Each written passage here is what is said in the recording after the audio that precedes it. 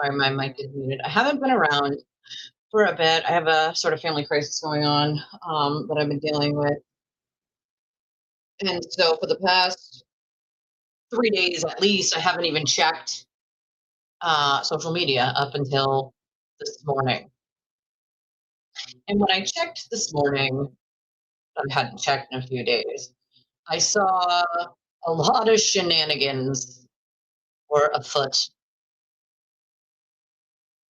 So I had to come today and talk to you all fine people about some of these shenanigans that we got going on here. These goddamn shenanigans.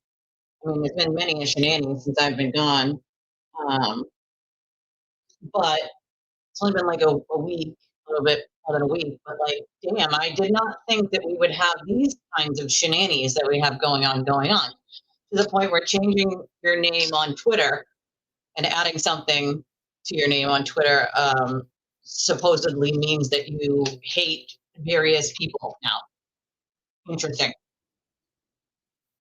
We're going to address that and some other ridiculous, nonsensical bullshit today that I felt the need to come here and address, because there are a lot of people who are just being steamrolled at this point with nonsense. And it's like, at what point is enough enough, folks? You know, I got a lot of shit going on that I'm dealing with, but I couldn't just sit there and say nothing after what I saw this morning. That just wasn't going to happen. You know, I always have people keep me sort of updated to stuff that's going on, but some of this shit is so ridiculous that the fact that some people even believe it has my mind blown. Okay? How many of you heard the Grant Smith Ellis Spaces / YouTube? I can't remember which one, or if it was both. I think it was both. Someone said. I mean, even right now, there is currently a Spaces with Larry and Kate and John Barron, and some of the shit Larry's saying is just fucking insane to me. He's bitching about the titles to the clips of Aiden, to Aiden's shit that he did. Like, come on now.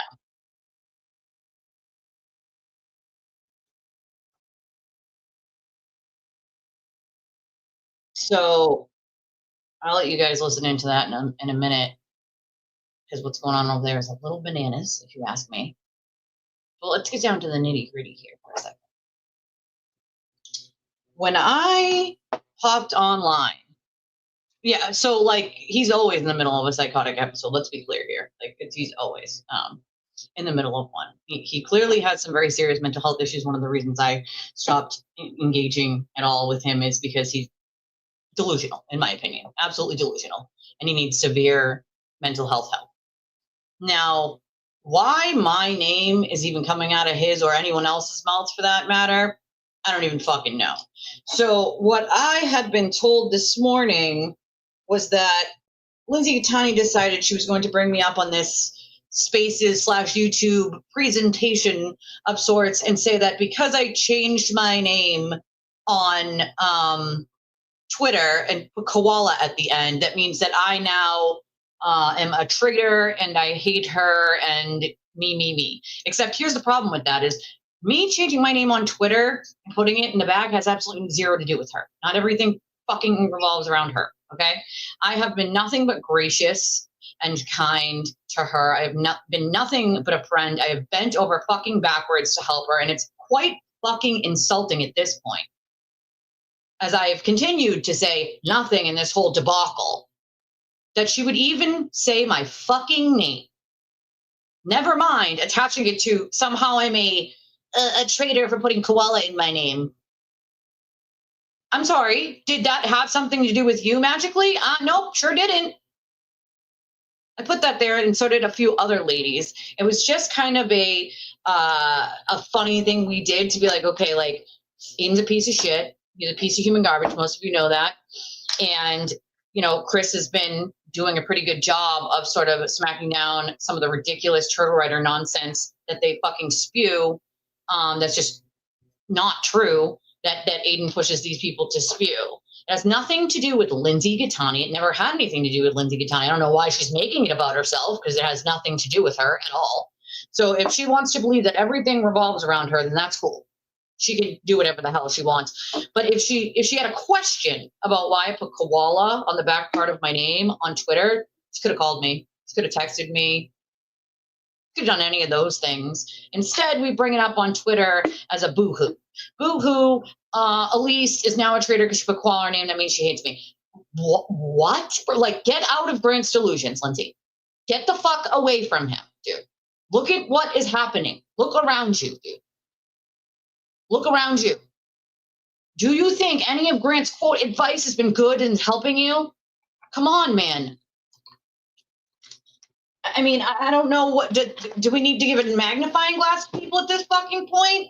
Me putting koala had nothing to do with her. I am in a chat with Chris and a couple other ladies, and it was a funny way of just being like, fuck Aiden, he sucks. You know what I mean? Fuck Aiden, he sucks. That doesn't mean I agree with everything Chris says. Doesn't mean I agree with everything he does. It was a funny thing we did, just like putting Baron in your name, right? Like, it's a funny thing we did to be like, you know what? Fuck Aiden, he sucks. And Chris is the one doing the bulk of the work when it comes to, like, releasing things that show he's a fucking liar. So for me, it's like, if you had a fucking question, then ask. It's really simple. Usually I just answer said fucking question, right? Like, just ask a fucking, yeah, it's like we had like a group chat with me and a couple other ladies, and we're all just one day, we're like, let's just put koala in the back part of our names, or change your name to something koala, like, and so we did. Like, it's not that deep. It's not that fucking deep. Chris lives on the other side of the fucking world to where I live. You know what I mean? Like, it's not deep, dude. It came from a group chat, and we were like, yeah, fuck it, why not? It'll piss Aiden off. I mean, it's not fucking deep, guys. It's really not. But I'm not really understanding why that would be a big deal for anyone. Also, if they had the question, they could just ask. It's not hard to do, right? You just ask. Just ask. But so when this got brought to my attention this morning, I said, you're kidding, right? Like, well, of course you're not. It's only like 3 or 4 people, and that's on Twitter, and not all of you are on Twitter. But like, if she had a question though, she could have asked, right? So this whole, I must have changed my name in the back of my name to koala to mean that I hate her. And first of all, it has nothing to do with her. So her making it about her is a little fucking crazy, if you ask me. Nothing to do with her. Zero to do with Lindsay. Nothing to do with her. Now, does it have to do with Aiden? Absolutely. He's a human piece of garbage, and we figured it would just piss him off a little, But I did nothing but be kind to her. I've been nothing but a friend to her, even to this fucking day. I say nothing. I choose to say nothing because I think it helps no one. But I'm also not going to sit here and allow my name to be dragged through the dirt because I put koala in my name, and apparently that means it has to do with her. No, it's nothing to do with her at all. Not even a little bit. It just pisses me off because here I am, right? Not getting in the middle of that whole fucking shit show of what it is, right? And yet, for some reason, I keep having shade thrown my way. You want to throw fucking shade, dude? Throw the shade. But at least be honest about shit. Don't just make wild assumptions and then spurt it out as if it is truth. That's fucking crazy. It's dangerous, and it's crazy. This whole throwing shit out as wild assumption shit, and then I'm told that, and I'm told, I honestly, I wasn't a huge fan of it just because there was a lot of stuff that like contradicted a lot of it. So it's like, to me, there's a couple things going on here. Grant's actually insane. That's my opinion. He's actually fucking insane and needs some very serious mental health help, in my opinion. But for him to keep going with these wild and I mean fucking wild conspiracies is bonkers. Everyone is some agent for Kate Peter. Let's be clear. I don't talk to Kate. I'm not friends with Kate, so I could be an agent for Kate Peter. Then I'm told they were then saying Meredith was an agent of Kate Peter since like 2023. Or Grant said that. Like, you know how fucking insane that sounds, bro? Do you know do you know how many fake accounts came after me that Meredith made? Like, are we for real right now? Like, people who didn't like each other and don't talk to each other magically work together because Grant Smith Ellis said so. I mean, that is fucking bonkers, dude. That is actually fucking insane. Actually insane. And for anybody at this point to be eating that shit up, it makes my head want to explode. Literally fucking explode. I kid you not. Then we have the really disgusting comments that were made about Meredith's daughter. And I'm going to tell you, I have 3 daughters. Okay? 3. And if somebody spoke about my daughter that way, I'd lose my ever-loving fucking mind. I have defended Lindsay to no end when it comes to people coming after her children, because they did. A lot. Doesn't make it right to go after someone else's child, a minor. Never mind, say something that isn't true. Now, I have 2 screenshots I was sent this morning. One from Meredith's account, one from Kate's account, both saying that they both called a PD to confirm no report was made. And I'm going to say this. Many a times, Lindsay would get these fake accounts or fake numbers. At one point, they spoofed Aiden's number. They used Aiden's number to contact Lindsay when she had a order. Hey. Hi, how's it going? You'll remember this, right? So at one point, someone reached out to Lindsay when she had the order on Aiden and spoofed Aiden's number, right? Like made it look like it was Aiden reaching out to her when in fact it wasn't. And Lindsay didn't even think that it was. She actually told the cops, like, I don't even think it's him. I think, someone else used his number. Nobody thought it was him, in fact. I don't think anybody really thought it was him because he's not that dumb. I mean, he does dumb stuff. He's not dumb enough to text somebody. Dumb, right, he's not that dumb with an active restraining order. Come on, he would never. Right, exactly. Because he's known for all of his fake accounts, all of his burner numbers. There's no way he's sending it from his phone number. Let's be real. Correct. And if we go back to like even the shit that my dear friend Leah Janduso had to go through when it came to Aiden, she used to get a lot of like fake accounts, spoofed numbers, fake, emails, all that bullshit. So it's a pattern with him to use like fake numbers and fake shit like that. Not only that, I recently saw somewhere when they got his phone extraction, they said he had like 49 alt accounts they found or something like that. Did you see 49? that? 49? No, I didn't see that. It was something like that. I think maybe Kate posted it or somebody. She said there was like it was 40 something. 40 fake accounts were found on his phone. That was that the police took. Yes. I take it or leave it as truth, but that's what I read. Yeah, I mean, that doesn't shock me because I know how many, like, I don't know the exact number, but I know that he had like an abundance of fake accounts, like over 100 wouldn't be, out of the norm. Hey, Space Coast. I'm just not Heartstar. I'm just not, you're not that. I have friends that I'm close with, people that I talk to. She's just not one of them. You know what I mean? And haven't people said he has like a Google spread? He's actually shown the Google spreadsheet with all of his accounts on it, with the password, the account. Yeah, because he's got so many. He needs a spreadsheet to keep track of them. Like, that is insane. Yeah. And I think that's really how he grew his brand. That's really how he grew his brand. The first 5 years, it was all himself. He was his own fan. Right. He bought bots. He bought viewers. And that's real risky on YouTube, too, because the algorithm of YouTube will pick up if you buy views. Like, I would never attempt that because I'm not willing to lose my channel over it. But I guess he was using Facebook, I believe, in the first couple of years. So, like, he would buy, like, views and buy, like, and the fake donation thing that he does. Like, and he still does that. So like he uses fake numbers and whatever. So none of us thought that it was him because it was his number right there. Like, and the, you know what I mean? Like, so even Lindsay was like, I don't think that's definitely not him. You know what I mean? Right. But that just goes to show, like, if Lindsay did in fact get some, or her kid gets some message from Meredith with Meredith's number, like, common sense would say, clearly it's probably spoofed, right? Like, 100%. It's clearly not real. You know what I mean? Like, no one would be that fucking stupid, number one. And even even in all of the things that me and Meredith went back and forth in with the fake accounts that she had, I don't think ever one time she mentioned my kids. And that's just a line that like I would never wish on anyone to be crossed. Like these are people's kids, dude. Like at what point is enough, right? Like you cannot make wild fucking allegations without knowing the truth and just state it as fact. It is dangerous. It can destroy people's lives. I don't know why people don't get this. I don't know why.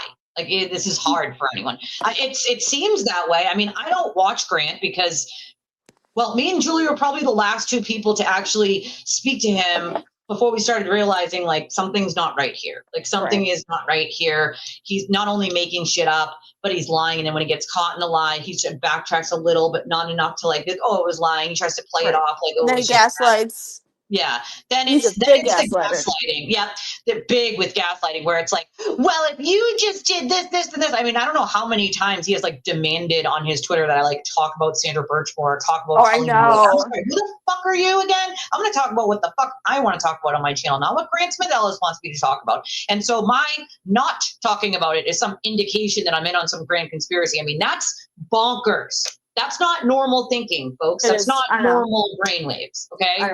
My last few messages with him, you know, I had to end up blocking him because he was messaging me, accusing me of being a mole for Kate Peter. It was just ridiculous. The same shit he's done to me. Like I have gone through anybody that warns Lindsay about him, you're a Kate mole. That was his. And he says, "Oh, Lindsay, anybody that says you need to be aware of me, they're working for Kate." You know, and literally that's everybody. Everybody had the stance of this. He's not good for you, and that's how it just became them too, because he cut everybody else out, and unfortunately, and some of us at some point realize, like, when you're trying to warn somebody you care about, and you're being like, listen, like, I get that this is your friend or whatever, but like this is unhealthy. Like he's like now feeding you like grand conspiracies that don't make sense, connecting dots that don't fucking connect for a multitude of reasons. If you're saying this person is working for this person, but these two people you know don't even speak, how the fuck is that possible? It's not, right? So for various reasons, like a conspiracy wouldn't work, right? So it's like, at what point do you stop and go, okay, wait a second, maybe all these other people who are saying like, you know what I mean? Like the problem is that we're on these grand conspiracies of everyone's working for everyone and everyone's out to get Grant Smith Ellis is fucking absurd. It's absurd. It's fucking ludicrous. It's crazy. And he thinks he's in the Bourne Identity. And then he thinks he's in the Bourne Ultimatum, that he's going to uncover some grand conspiracy and get the good pat on the back in this fucking movie that he's in his head. And it's just the fact that anyone at all is patting him on the back, or anyone at all is feeding into that, is really concerning to me, that like everyone has lost their ever-loving fucking mind. You know, but you know what? Maybe it will help, you know, take down Charlie Boy, because for them to align with him and back his nonsense, I mean, it's not going to go well for them. I mean, because it's all bullshit. Not only am I disappointed, but my mind flashes back to the everyday conversations that I had with Lindsay about how afraid she you was of her. You were an amazing friend to her. You were such a good friend to her. You were there like nobody else was. You know, even after she would lash out at you, you'd still answer her calls. You know, a month later, you were a really good friend to her, and you know, it's sad. It's disappointing. Yeah, it's sad and it's disappointing, and it's like I gave plenty of grace. You know what I mean? Plenty of it and then some. But when you're doing like an every month or every other month or every 3 months, like accusation of I work for Kate Peter because Grant Smith Ellis said so, it gets fucking exhausting. It is absolutely fucking exhausting. How do you defend yourself against something that didn't happen? You can't, like, there's no, it's a double negative, dude. It's a literal think about it. It makes no sense. I mean, everybody knows you're not a fan of Kate. Like, it's just so it's everybody's just acting. We're all in this big scheme to, you know.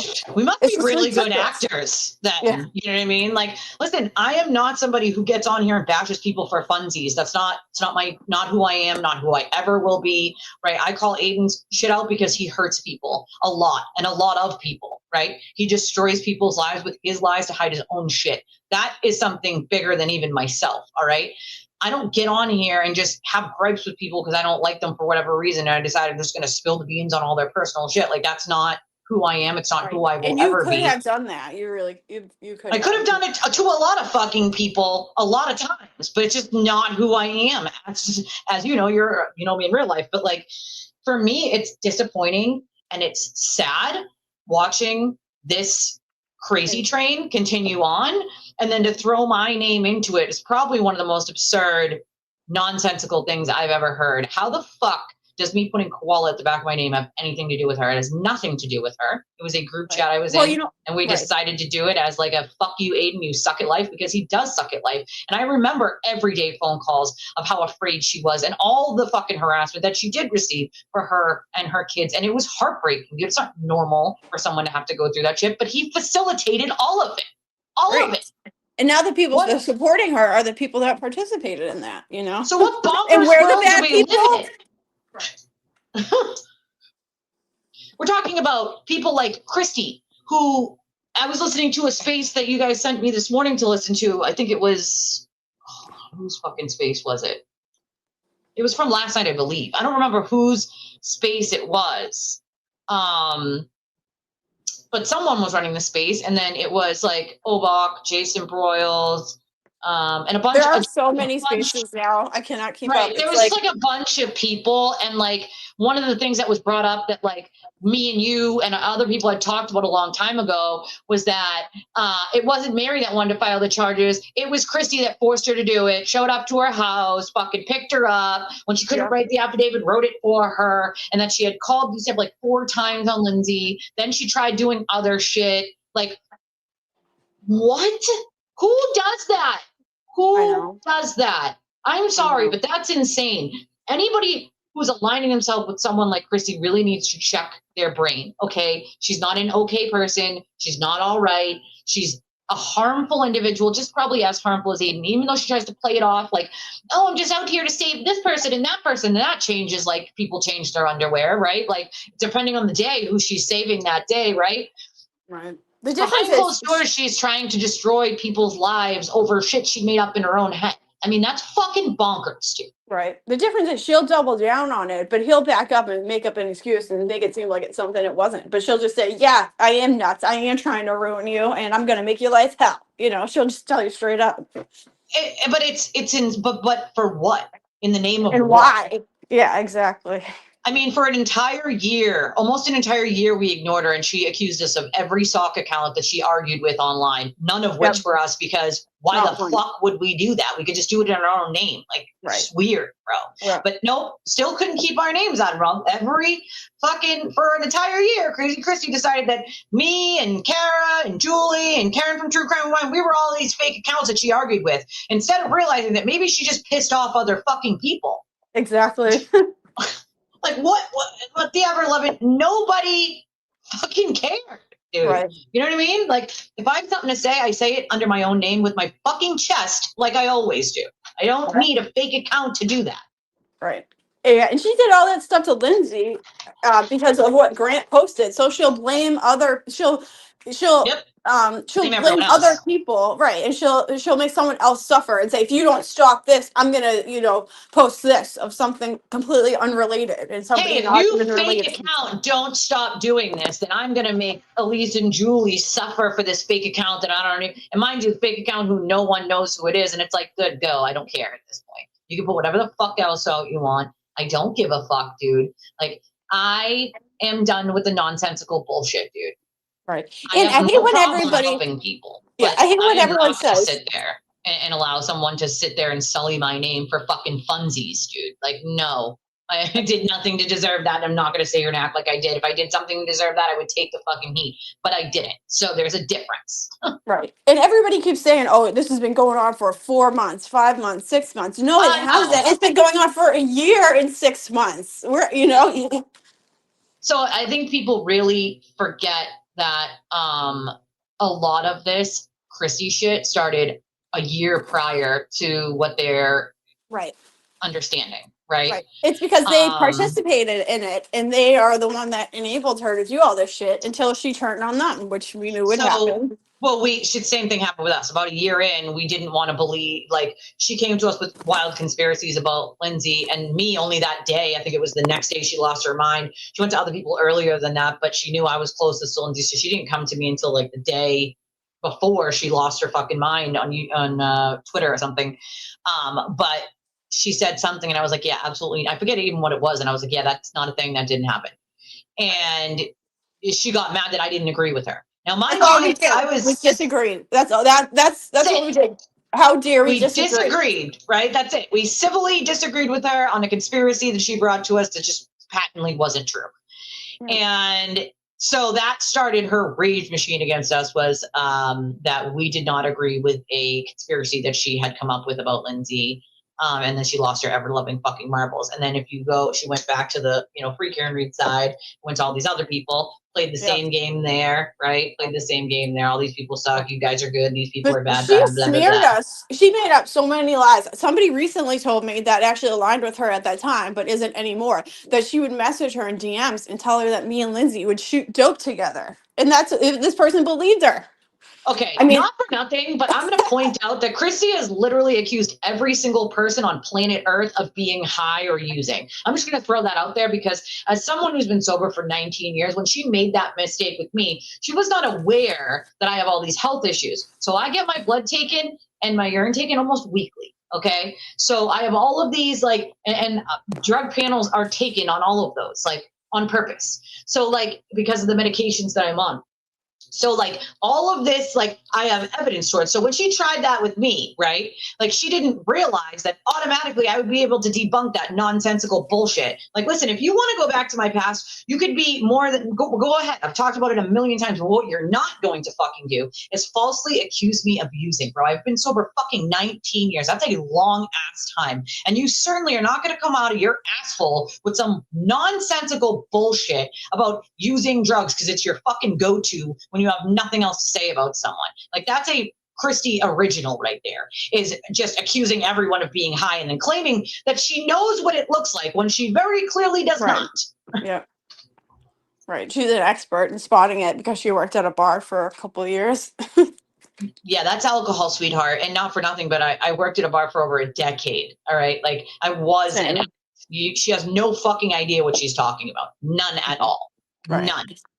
And I would never have the audacity to say, oh, I worked at a bar, I can spot it, I mean, that's crazy talk, bro. I've worked in addiction and mental health for fucking 20 years. Like, I mean, that's just bonkers for her to even make that claim. So I have a family crisis actually still happening, Carolyn. So I have not been here because I've been extremely fucking busy. And to be honest with you, I can't afford, obviously, not to be here because this is my income, but that is how serious it is. So I have not been here. But yeah, you are going through a crisis right now. And so, yeah, so, like, I literally just, like, I haven't even checked social media in 3 days. I haven't. And when I checked on this morning, except for my, like, text with you and stuff, but no, like, I haven't checked any of it. I've just been so fucking busy. And then, so I checked this morning and I was like, what the fuck is going on right now? What the actual fuck is going on? And that's the thing. Like, at what point do these consequences come for the constant lying? Lies do nothing but hurt people. Okay, and people that's so their goal, is to hurt people. Other people. Yeah, it's to hurt other people in their real lives. You know what I mean? People don't see that. It's not about the truth for them. It's about hurting other people. That's what. That's literally it. But and the only reason, thanks, Babs. Nice to see you too, my friend. The only reason, right? I mean, that's a good point, Amy. They can find you through your IP address, no matter which spoof you use, or what sock account you use. It's so fucking stupid to me that they don't seem to grasp that theory. What happens is the police will put in a order to Twitter, Facebook, whatever, and if you use a fake name, they will put it under John Doe, and then they will give that to the court, will sign off on it and give it to Twitter, Facebook, whatever social media it is, and they'll put it under the name John Doe or Jane Doe until they get the IP address and they track it back to your dumbass. So literally, they seem to think that if you don't have a name that you can't get an order. That's not the way it works. They absolutely can. They will just do it under the name John or Jane Doe until they can get your actual location and person that you are. So I don't know. they haven't done that yet, though, to anybody that we're aware of, you know? So at what point is enough? Because, I mean, even with the Lindsay and the Haley stuff, I thought that would be enough to get, you know, Haley Walbright's information. And that alone wasn't even enough. Like, when, you know, they just don't Yeah. look into it. They don't. Well, that's the thing is like, for me, it's like a pattern of behavior now, right? Like, and I honestly think that Aiden is not like a lot of these, like, so we're going back to like what I was just listening to in this fucking spaces over here with Larry and his nonsense claiming that like, you know, everything is a conspiracy and Aiden was set up. And it's like, bro, sorry, not sorry, but 99.999% of Aiden's crimes are on video that he videoed himself, genius. Okay. You can keep claiming until the cows come home that they're First Amendment, because Aiden's not even arguing about whether he did it or not. So how is it a setup if he's not arguing about whether he did it or not? Just let's throw that out there. He's not even arguing. And the judge made this very clear with Mr. Bradel last time. So Mr. Bradel, so the argument isn't that your client isn't doing it, it's that it's First Amendment protected. And Mr. Bradel said, exactly. He's not arguing he didn't do it. So how is it a setup? Right. Exactly. That's such a good point. Yep. Just asking. I mean, I'm asking for a friend. How is something a setup that he's not arguing he didn't do? Right. He's just saying it's legal. That's the only. Exactly. He's just saying it's fucking. There's no setup. Nobody set him up, bro. Okay. He did everything he does on his own, as he has done for 10 years. These are all things that he has done before. He's just gotten away with them before. So he thought, hey, I could do it again because I got away with it the first however many times. You know? Right. Well, now he's got Lindsay saying that it was a setup, that she was, you know, forced to do these things. So, but I mean, well, I not only do I not believe that, but I know that to not be true, because when someone calls you every single day in tears that they're afraid, right? Like, how are you forced to go and report it? How, I mean, right. I honestly, I believe that she believes that, though. I do. Part of me. It just doesn't make sense, dude. How the fuck, how does someone force you to be afraid for you? I don't get it. Doesn't make sense to me, dude. It doesn't, maybe somewhere in here it makes sense to her, but like, it just doesn't make sense. Like, I'm full stop. They all wanted him in jail. Like, let's just be real. I still want him in jail. He's a piece of shit, but the whole group did, you know? Court has to do its job, you know what I'm saying? But you also don't let things fly that are happening to you just, you know what I mean? Just because people might think you, like, yes, he belongs in jail. He's a criminal.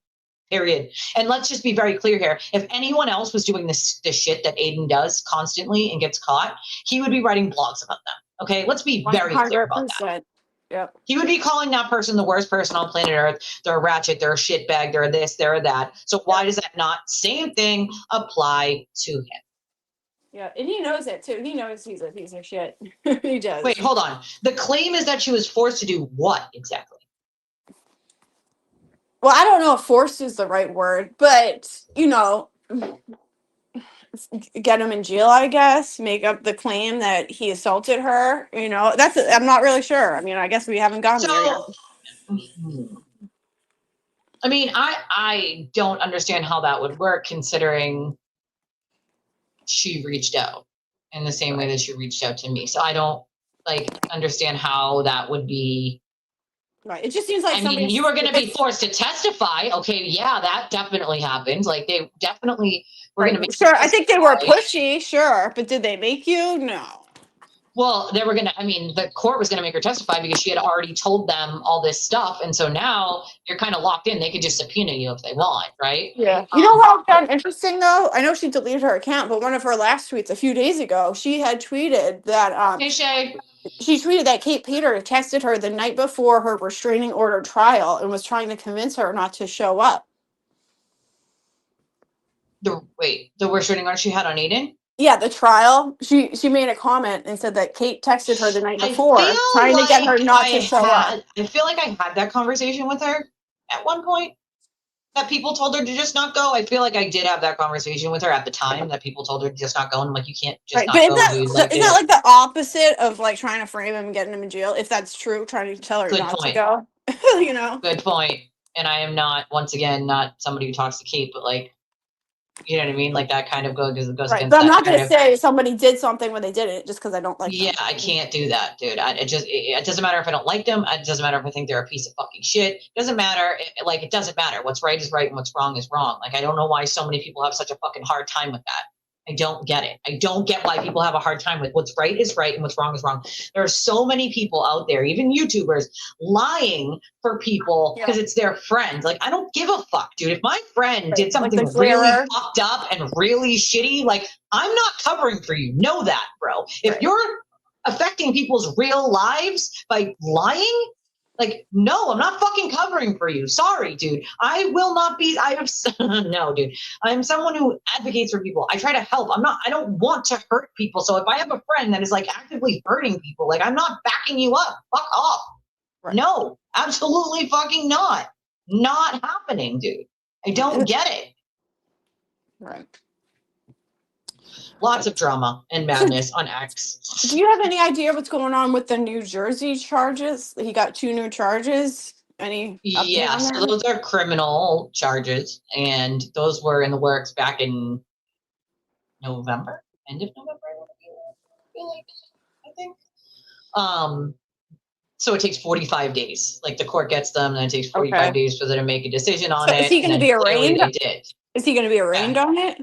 He should have a court date on it. Does it not show on the court thing? I haven't looked. Yeah, so I mean, if it doesn't show on, and New Jersey a little bit different. Sometimes their stuff doesn't show up on like on their like online stuff. But he definitely still has to deal with that. And so, like, that's why when people were like, when he was like celebrating, we're like, what the fuck are you celebrating about? Right. Well, like, what I don't understand is, people are on bail and they have bail conditions, and those bail conditions are if you get charged with another crime, your bail will be revoked. And I feel like if anybody else was in his position, their bail would have been revoked. You would have already gotten something in the mail saying we're having a hearing to have your bail revoked. Right. So how come his bail has never been revoked, even though he's gotten at least 5, 6, 7 new charges since the original one? So they've tried one time, and I will say that in that scenario, it would they tried to revoke. But they've tried like 4 times here. Well, I guess the they tried. last time, I think. Hey, you. The last time, actually, that they tried to revoke his bail, I think it was the last time. It was actually the judge that erred, in my opinion. Because he did it wrong, right? Because he was supposed to ask for the revocation at the first hearing, so that's the thing is, he said no, but that's what he was telling Cosgrove, but that's not true. Because he hadn't been arraigned yet. So how do you go to... Right, they just mentioned it. Right. Right. So the judge, in my opinion, the judge erred himself by being like, no, you need, and that was Doolin, I believe, doing it in another fucking favor. But like basically saying like, oh no, you needed to ask at the last court date, not this one. And that's just not patently false because he wasn't arraigned yet at that last one. Right. He needed to have been arraigned first. It was just noted that he got It was just noted that he had been charged. That was the proper venue to bring it up. Right? It wasn't, just because we noted that he had been charged. No, they were needed for him to be arraigned first, and then, they can do that. So it's like, what the fuck? Like, in my opinion, the judge himself erred in that, and I don't find it to be coincidental that that specific judge did that. Like, I just don't. Right. Because you don't want to be the judge that sends Aiden back to jail. Let's be real. You don't. I mean, let's be clear about how many attorneys don't want to get involved, not because they don't think he's guilty, but because they don't want their families harassed. Right. Like 90% at least. Probably more. I mean, alone, I've spoken to probably fucking 60, 70 lawyers. I mean, that's bonkers, bro. Bonkers. Right. That you can't even find a lawyer that'll want to take anything to do with him until you talk to like more than 100 of them, because they always cite the same thing. They don't want to deal with this mob. They have children, they have families, and it's like, okay, cool, but how is justice ever served if the people who are supposed to be helping serve it refuse to serve it? Yeah. Don't get into this fucking line of work then if you're going to be afraid of a little blogger with a dick nose. Because no offense, dude, but here I am, right? Like, I'm not a fucking lawyer. I'm not a prosecutor. I'm just one person. I'm one fucking human. One person on planet Earth, dude. And I'm just saying, if I can stand the fuck up, they have no goddamn excuse on planet Earth. At least they have money backing them. I don't even have that. right? They have money. They can get another attorney. They can erase things from the internet. They can do all of these things that I cannot do, right? Right. Like, so I don't find it to be a fucking good excuse for them. They're like, I have families and I could be mob harassed. Well, welcome to our world. Right. But that's why he's gotten away with it for so long. So you would rather not do anything and continue to let him destroy innocent lives? Right. They're allowing him to Yeah. rule Massachusetts. They're allowing him to rule Massachusetts, which is insane. That. No, thank you. No fucking But thank that's you. what's I would not. happening. That's what's happening. It's crazy. Well, that's the other thing. He's like a big giant baby, right? Oh yeah. Shay said she loves Literally. your picture, Julie. Oh, thank you. It is AI, but I love AI. I love I it. mean, it's literally her though. It Like looks that's real though. Yeah. it. Literally what you look like. So, Yeah. um, Let me ask but you a question. You know yeah, how he's trying to recuse Cosgrove because he's not gonna saying, happen. yeah. Do you think he has any chance with No, that? No. no chance in hell. How And I'll come? tell you why in a second. Let me hold on. Okay. I have a $10 PayPal. It's it says welcome back, Queen. Miss you. Hope everything with your family is as good as it can be. I'm still in the middle of family crisis. I wish that I could say that it was just peachy keen. It's just unfortunately fucking not, and just a lot going on in one short period of time. So I'm dealing with it the best way that I fucking can, but not being here is just like not helping because as you guys know, this is my income. And so not having an income for almost 2 weeks and only being back for like a day or two. No, it's bad. Very, very bad. Yeah, at least really can use any support and help you guys can help her out with right now because she really needs it. It's just, I just want, if it's not fucking snowing or it's fucking raining, right? Like, Yeah. it's welcome to my fucking luck of life, unfortunately. It just is what it is. This Yeah, you you'll can't get through control it. things you can't control. You'll get through it. And it's like, I think that's the one thing that like gets me. It's like everyone goes through whatever in life. Life throws all sorts of things at you, and you gotta figure out a way to fucking get through it beyond your control. You can do everything right, everything you're supposed to do, everything right, and you can still deal with something like I'm dealing with now. I kid you not. Like it just is. There's nothing you can do about it. You can do every single thing you're supposed to do, an adult in every way that you're supposed to adult, and life will just throw you something. And that curveball is something that you have to figure out how to do, and it's unfortunate because like it's a lot to deal with at once. I'm only one fucking human, only one human, and It is a lot. And you just got it's just a lot. settled, it sucks. Just a whole this is my friend Julie. I am back, Leah. I can't say that I'm going to be back long term, like every single day, but I'll do my best to, pop in and do what I can. But yeah, it didn't change her facial feed. It literally, that's exactly what she looks like. It's so funny. It's such a good picture too. And her dog for that matter. Thank you. Yeah, we're not Olivia Lambo. We don't have to hide behind fake pictures or names or any of Right. those fucking things. Yeah. Dude, the more I hear about her, the more psycho she sounds. Like with all of these alt accounts, like she really sounds like evil, like somebody that wants to like hurt people and does. It sounds like she's like the female James Gillis almost. The female Ashley Judd.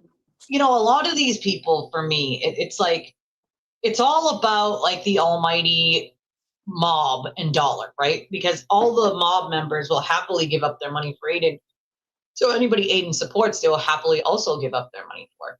If that's the kind of audience that you want, then shame on you. I don't want that. I don't fucking want that. I don't want people who are willing to believe anything I say without looking into it themselves.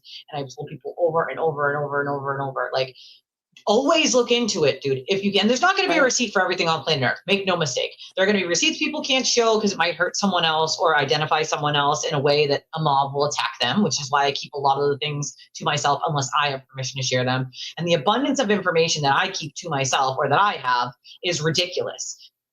It could probably do a lot of good damage to Aiden, his reputation, and all the lies he tells, but I'm not willing to put someone else's livelihood, someone else's safety, someone else's family at risk because he'll just make shit up to hurt them. That's what he does, right? It doesn't matter who you are. He doesn't care. As long as he needs to hide his own dirt, he'll just make up whatever, right? Then you have the fucking crazy train now, Crazy Christie, Grant, making up the wild, ridiculous conspiracies you have them rolling with at this point, where everyone works for Kate Peter and it's all the Bourne Identity and Marty Kraft's my mother, and who knows what else, what other Right. crazy fucking thing is going to be said. Right. But here's the thing. Yeah. Grant is not helping Aiden right now. He's not with these wild, accusations and having his supporters Anybody back him. claiming to be helping him You know right what? now is doing nothing but hurting him. And it makes me think, Elisa, maybe Grant is the mole, right? Wouldn't surprise me. It wouldn't. I'm just saying that sarcastically because that's how he thinks. But if he was in You're our right. shoes, that's what he would be saying. I mean, it's fucking insane to me. Like, it's bonkers shit, bro. Like, me putting koala in the back of my name somehow now means that I hate Lindsay and I am a traitor, because that is what she claimed yesterday on It's that because wild fucking Spaces. Right. It's because Koala is leaking stuff for Meredith, That's why. Okay, but I don't, just because once again, let me just repeat for all the people who weren't here. I put it there because I am in a group chat with a couple people on X, and we thought it would just piss Aiden off, right? Like, that's literally, it's not that deep. It's the same thing people did when they put Albert in their name, or Mick Albert, in their. It's the same thing when they do Baron in their name. It's the same thing. It's just to piss Aiden off. It has absolutely nothing to do with Lindsay. I don't really know why she was making it about herself. It has nothing to do with her whatsoever. Never did, never would. Everything's a conspiracy with Grant. Absolutely everything. It's insane. It's bonkers to actually believe that, though. Like, to actually be like, yeah, that makes sense. She must put koala in her name because she hates me now. Like, right. What, bro? Like, if you were working against her, like, there's so much stuff you could say and bunch of shit. Right. Like, wouldn't I just be doing that? I'm just saying. Like, right. What would I just not be like? I'm not that person. I don't do those In things. reality, you've protected her, a lot. Right. I've done defended everything that her, I could have to help gave her money, in the fundraiser, Yeah, I mean, I just wanted to help, right? Like, and that's what you do when you want to help a friend. You do whatever you can to help. Right. Help them, right? I don't give money to anybody anymore, because every time I do, I freaking regret it. I'm done. I hear you on that one, my friend. Not that I have it to give but I try my best to help whoever I can when I can, as you know, because it's just in my nature. Like, I don't have a lot, but what I do have, I'm willing to share if someone needs it. Like, right. I would rather you really do. Both have a box of cereal to eat than me have 2 boxes. You know what I'm saying? Like, I don't know. It's just, and you really are. You're the real deal. Like, you even helped me out when I needed it. You're an amazing. Yeah, but that's what you do when you're friends. You know what I mean? Like, that's what you do when you're friends. You do what you can, right? And you don't expect anything in return. That's the point, right? Like, that's the whole point, is that, like, when you need your friend, hopefully they'll pick up the call when you call, like, that's what you do for the people that you care about. And, like, I don't do this, like, let's take tallies of all the people I've helped so that I go down the list of people who owe me. Like, I don't do it because I'm looking for something in return. I fucking can't stand that when someone tries to, like, dangle. I've watched people do that to each other, and I'm like, are you, like, that's not how my grandparents raised me. My grandparents, like, you do it because it's the right fucking thing to do. You do it because you're doing it from the heart. If you give, and I'll never forget my grandparents teaching me this, and they would say it over and over. If you're giving in with some expectation of somebody giving you or doing something for you in return, then you're not giving for the right reason, so don't give it. If you're giving someone money because you want to tell them what they have to spend it on, or you think the thing that they're spending it on isn't good enough for what you gave the money for, then don't fucking give it. Right. All that matters is that you did it from your heart and for the right reasons. That's it. Right. That's my mentality. When I see people on the street, and they're begging for money, if I give them, $5-10, whatever they do with it, that's up to them. But, I tried. Right.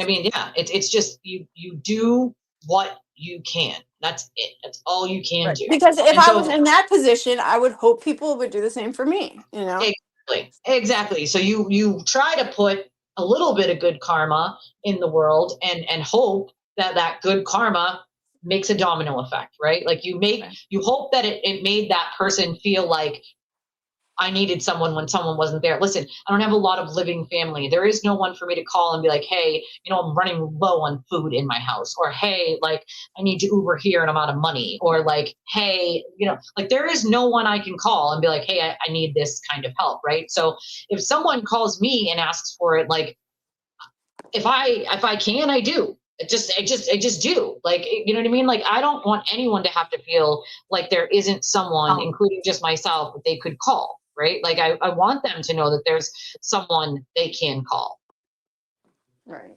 even if it's only a little bit, you know? Right. And people give you shit all the time, but you know what? At least like you have a home. You don't depend on a man to pay your bills, you know, like you're No, me and my husband work as a team, you know, it's a team. One of us, if say for instance, he was sick for a week, right? And he couldn't work. Say he had pneumonia and he was in the hospital, which would never happen because that man works through rain or shine and doesn't care if he's sick. But the point being is like, if he didn't, like, then I would work double. Like that, you know what I'm saying? Like that's how, like, we're a team. Like, if one of us is down, the other will bring us up. You know, we can only make so much money put together. We can only work so many hours, obviously. So we do what we can, right? But I think in the entirety of the 10 years my husband worked for the first company he worked for, he took 2 days off ever, and he wasn't late ever once. And the 2 days that he took off was when I went into labor and one time when they brought me in an ambulance. wow. So 2 times it was an emergency. He had never called in sick. The company he works for now, he's been working for a couple of years, and he's never called in sick. He's never been late. He's never taken a day off. Like, that's who he is. That's who he is. He's a workhorse. That's who the man is. Like, but you can't make your boss pay you more money. You know what I mean? Like, you can't be like, hey, you're not paying me enough to survive, so I'm gonna need you to like up that by like 25 bucks. You know what I mean? Like, you can only do what you can do. Right. And Not so, everybody can ask for, you know, an advance. right, you can't do that. It's not like a thing. So, but like, the grant shit was wild to me for many reasons. Like, he included his mother in this conspiracy now. Like, Oh and my why? God. It's Why do you think he did insane. that? Oh, probably because his mother was hounding him to move out or get out or whatever the case may be, tipped a car away. Like, and that's the other thing. Said something about like a rental. And I'm like, well, who's paying for that rent, Grant? You tell everybody you need money and medicine. And like, I mean, he even gets Social Security, I believe, and I don't even get that. Like, so I had hoped that like my medical conditions would improve so that I wouldn't need to do that. Obviously, it's clear now that that's just not going to fucking happen with my heart and everything. But like, I never thought in a million years. I mean, I worked a very physical job at the jail. I never, and I worked a physical job for 10 years before that, right? Like, I Right. never thought in a million years that my body would be in the condition that it's in currently, right? So for me, it's like, I want to make an honest living without having to go to Social Security and be like, help me. You know what I mean? Like, I want to be able to do that. And so, I mean, he at least gets that. But if you have no money, Grant, then how the fuck are you paying for a rental? Rentals are about $700 a week, give or take. Right. And did he really like cut the brake line or something like that? No, it probably just went. Do you know how old that car is, dude? I know, I know. That car is extremely old. I highly doubt anybody cut the brake line. The brakes probably just went. Like, Right. But also, that just you're driving shows around your mother's car. If I had a mother's car I could drive around, that'd be great, dude. You're how like entitled failing, though. How right? You're entitled. failing to understand that like you've been living in your house and driving her vehicle and like you have those things that other people don't. Like, Right. why He takes take it for offense granted? to somebody telling him he's got to step up and be an adult. Like, that's offensive. That just goes to show anybody that calls him out on anything is part of Why the is that offensive? conspiracy. That's how Nobody he is flips it gonna like around. nobody decent is going to shit on you for struggling, dude. No one's going to shit on you for that. But it's the entitlement they're going to shit on you for, right? It's the you deserve to drive around your mother's car, live in her house. Like, come on, man. No, there's nothing wrong with it. There's nothing wrong with a woman being able to depend on her man at all. She's just Nothing. pointing I'm out just that, saying a like, for lot of the instance, people that, you know, say shit about Elisa, you know, they're not, you know, it's not like they're they're independent people not out themselves. there. Yeah, right. They're not independent people themselves. That's the point. Is like, so that's, for instance, for a little while I was a stay-at-home mom because the money that I would have had to pay in childcare for my child would have been more than I would have made, essentially. So it's about 20 to 40 grand to pay for childcare nowadays, okay, a year. If I'm making 60 grand, right, or 50 grand, and I'm paying 40 in childcare, and then I still have to do things like groceries and other bills, then I am literally losing money by going to work. So I have two options: stay home with my child and allow my husband to work, even if it's not enough to make ends meet, or lose the money and work anyway. Right? So some people don't have a choice in the matter. You have to stay home because you can't afford to pay for the childcare. It's going to literally put you into more debt. Like, so there's nothing wrong with depending on your husband and Right. No, being a I was just stay-at-home saying mom. it's hypocritical for some people to, Yeah. you know, do shit. I would love to just be a stay-at-home mom and also have like, you know, the stability of like great income. Unfortunately, my husband doesn't make enough for that to be feasible. But that's traditionally a lot of men don't want their women. They want them to raise the children and, you know, be home with them. And I would, you know, absolutely. I know that. I I would have love plenty of that. people I know that do that. Yeah, I love that. That is such like for me, I'm like old traditional style. Like that Same. is something that I feel like should happen if that's Yeah. what the woman wants, right? But like I love that for you, Emily. I wish more people had that opportunity, to be honest, because Yeah. being home with your kids, even though it wasn't by choice for me, is something that you can never replace, right? You can never, that time that you get with them, right? Like if you're working that you're missing out on certain things, like you don't get it back, right? There's no going back and doing it over again. Um, and even though we struggle, I still have those moments that I wouldn't have had otherwise, right? So I definitely cherish them, that's for sure. We are back. No, it's okay. It's totally okay. No, we're not. We're not. We're totally not. See, some women do. Some women make more than their husband. At one point, I did make more than my husband when I was working my job. I made more than he did. But we also had more expenses at that point too. Like we don't have a vehicle anymore. At that point, we had two vehicles. So you know, there's a lot of different things that go into like different people's circumstances, and I see a lot of people shitting on people for being stay-at-home moms or being low income. And what people don't realize is there are people like me that fall into the middle ground, right? Where you make quote too much to get any help, so you don't get food stamps, you don't get vouchers, but you don't make enough to survive and pay all of your bills. So that means you're in that middle ground of no, you can't have any help because you quote make too much. And in this state, in Massachusetts, you can make like the minimum wage basically, and if you work 40 hours a week, that's too much. Right. Like, I I think kid you if you not, make like over 30 or 40 grand, you know, you're not getting it's too anything. much. So the federal poverty guidelines have not changed since the 80s, and that's what they go on. So they're like in like the 19 or 20,000 range. Most minimum wages are over that now because inflation is so high. But the point is most people can't do it for numerous reasons, and they're stuck in that middle ground where it's you if you go to work, you're losing all the childcare money, right? And then you've got your bills, so like you're losing more than you would be making, and then the gas you got to pay to get there, so you'd be losing what you'd be making. And so then you stay home with your child, not by choice, but because it's going to cost you more for you to go to work, right? So like, yes, the working poor, and that's exactly, unfortunately, what most families nowadays are. Most of us are the working poor. You know, you're getting exactly. There's nothing wrong with being a homemaker, and I've seen a lot of people shit on women specifically lately for being like stay-at-home moms or homemakers or like whatever you want to title it, and I think it's shitty. Like, who are you to judge anybody else's circumstances without knowing their full circumstances? And nobody owes you an explanation to their full circumstances. They don't owe you an explanation to whether they take care of a family member or an elderly parent or their own health issues on top of all of that. Like, nobody owes you that. Like, the fact that people think that they do is fucking insane to me, you know?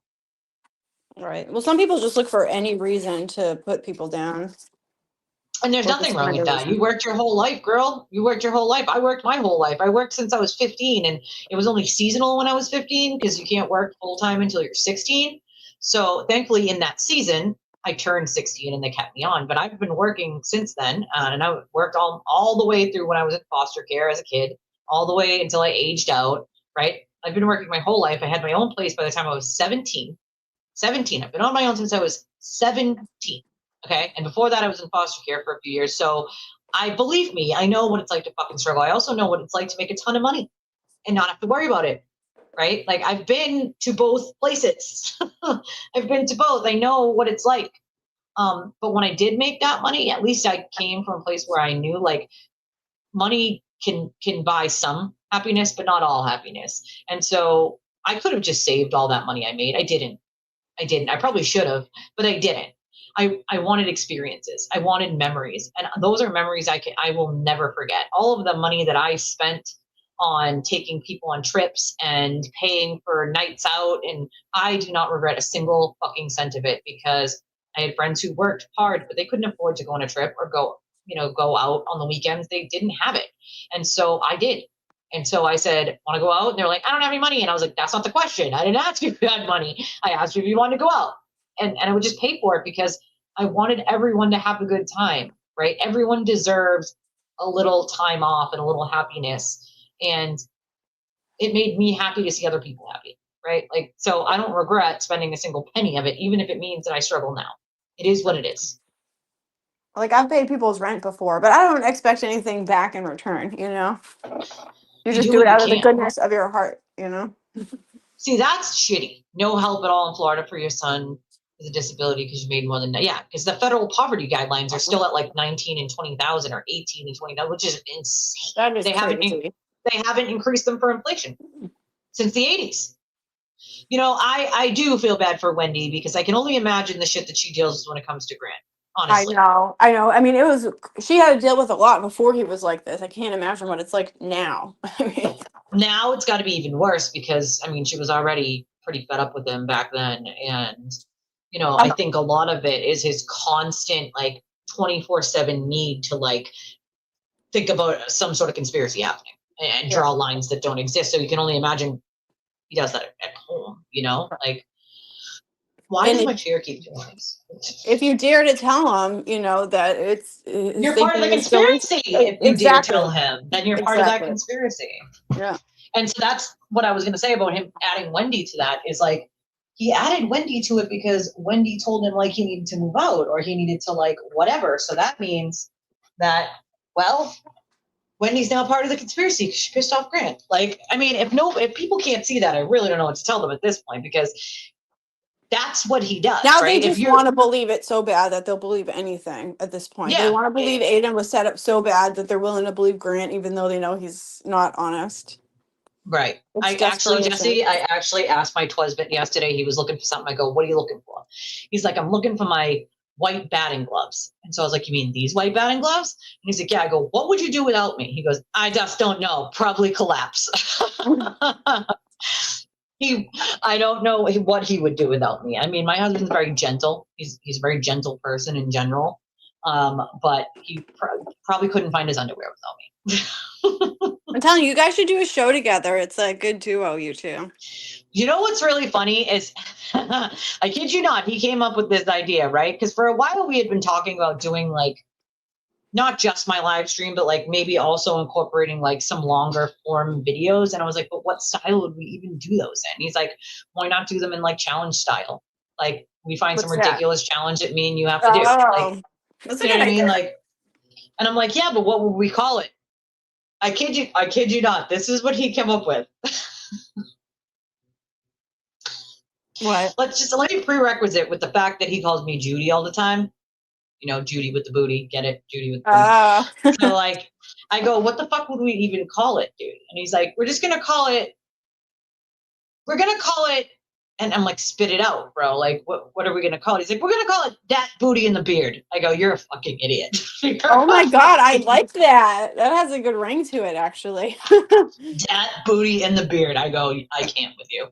I fucking can't. Because his beard is just ridiculous, but, like, and it's so funny. People are like, isn't he a redhead? I'm like, no, he's not a redhead. His beard is red because he's fucking Irish. His hair is brown, dark brown. So people, because when he wears a hat normally, so people are like, he's not a redhead. I'm like, no, he's not a redhead. His beard is red because thought that, Jesus. Yeah, because he's Irish. Like, his hair is brown. You know, that's what he came up with. That is literally what he came up with. Dat Booty and the beard. I'm like, I fucking can't stand you. I can't stand you. I like it. I do. I mean, it definitely has a ring to it. That's for sure. I was like, where I mean, where the fuck do you come up with this shit, babe? Like, where? You know? Where? He's just as bad as me. It just comes out of nowhere. Like, you can't control the things that are going to fly out of his mouth, or mine for that matter. You know? See, that's great. That's great to have a flexible job like that, you know? That's the dream, right? To be able to have that kind of flexibility in your life, which is what I have with YouTube in a way, is it's flexible to the point where I can move it if I need to, not do this day and do that day instead. Oh, I love that. Going on the school field trip. My kid doesn't, she's like, no, mommy, I want daddy to go. But daddy is working. He can't go. Yeah, girl, listen, believe me, I get it. My dad passed away, as you all know, of suicide when I was about 21. So not having a parent around is a lot. And my grandparents basically raised me, and my grandparents have been gone a long time, they were older. So, but they were like my parents, and I definitely miss them for sure. I think about them all the time. They're the ones who instilled in me what they did, Yeah, they definitely should be extended. Again, they haven't changed the federal poverty guidelines since the 80s. Hello, Benny. I honestly have thought about that. Listen, I don't smoke weed. I've never been a weed smoker, but my husband smokes at night. It's mostly like sleep and anxiety is what he really uses it for, but he'll smoke at night. He won't smoke before he goes to work, but he'll smoke when he gets home. And I've thought about that. Like, if he fucking smoking entirely too much weed that he's brought himself into some fucking psychosis at this point. Like, I don't know. It's possible. It's possible. It's hard to say, because he's never not on smoking weed. He's kind of made a name for himself, based off of smoking and being a pothead in the first place. Well, that's the problem, like Grant's theories just go against all sorts of nonsense. And I know you're talking about The Economist here, but like even with Grant specifically, you sent me a message. Wait, when? Did I not get it, or did I not respond? If I didn't respond, you can blame that on my child, who probably had my phone and didn't tell me, because she's been doing that lately. And then so they're open, so I just automatically assume like I've opened them, and I don't, because most of the time she'll bring me the phone and say like, so and so texted you, and I'll be like, oh, I'll answer them later. But she's been opening them lately and then not telling me, so that I'm not seeing. I didn't know they were open, and then I go and I find it like a day or two later, and I'm like, kid, man, like what the hell? Now, does your daughter, is she old enough for her phone yet? I'm assuming no, if she's using it. No, I let her use mine to play like a game. Her tablet broke a while back, and we haven't been able to replace it yet. So I let her use it to play like, a little video game or whatever on my phone. And she gets to play it on the weekends or a little bit when she gets home from school. Because I don't give her a ton of screen time. I'd rather do things with her, like play a game, things like that.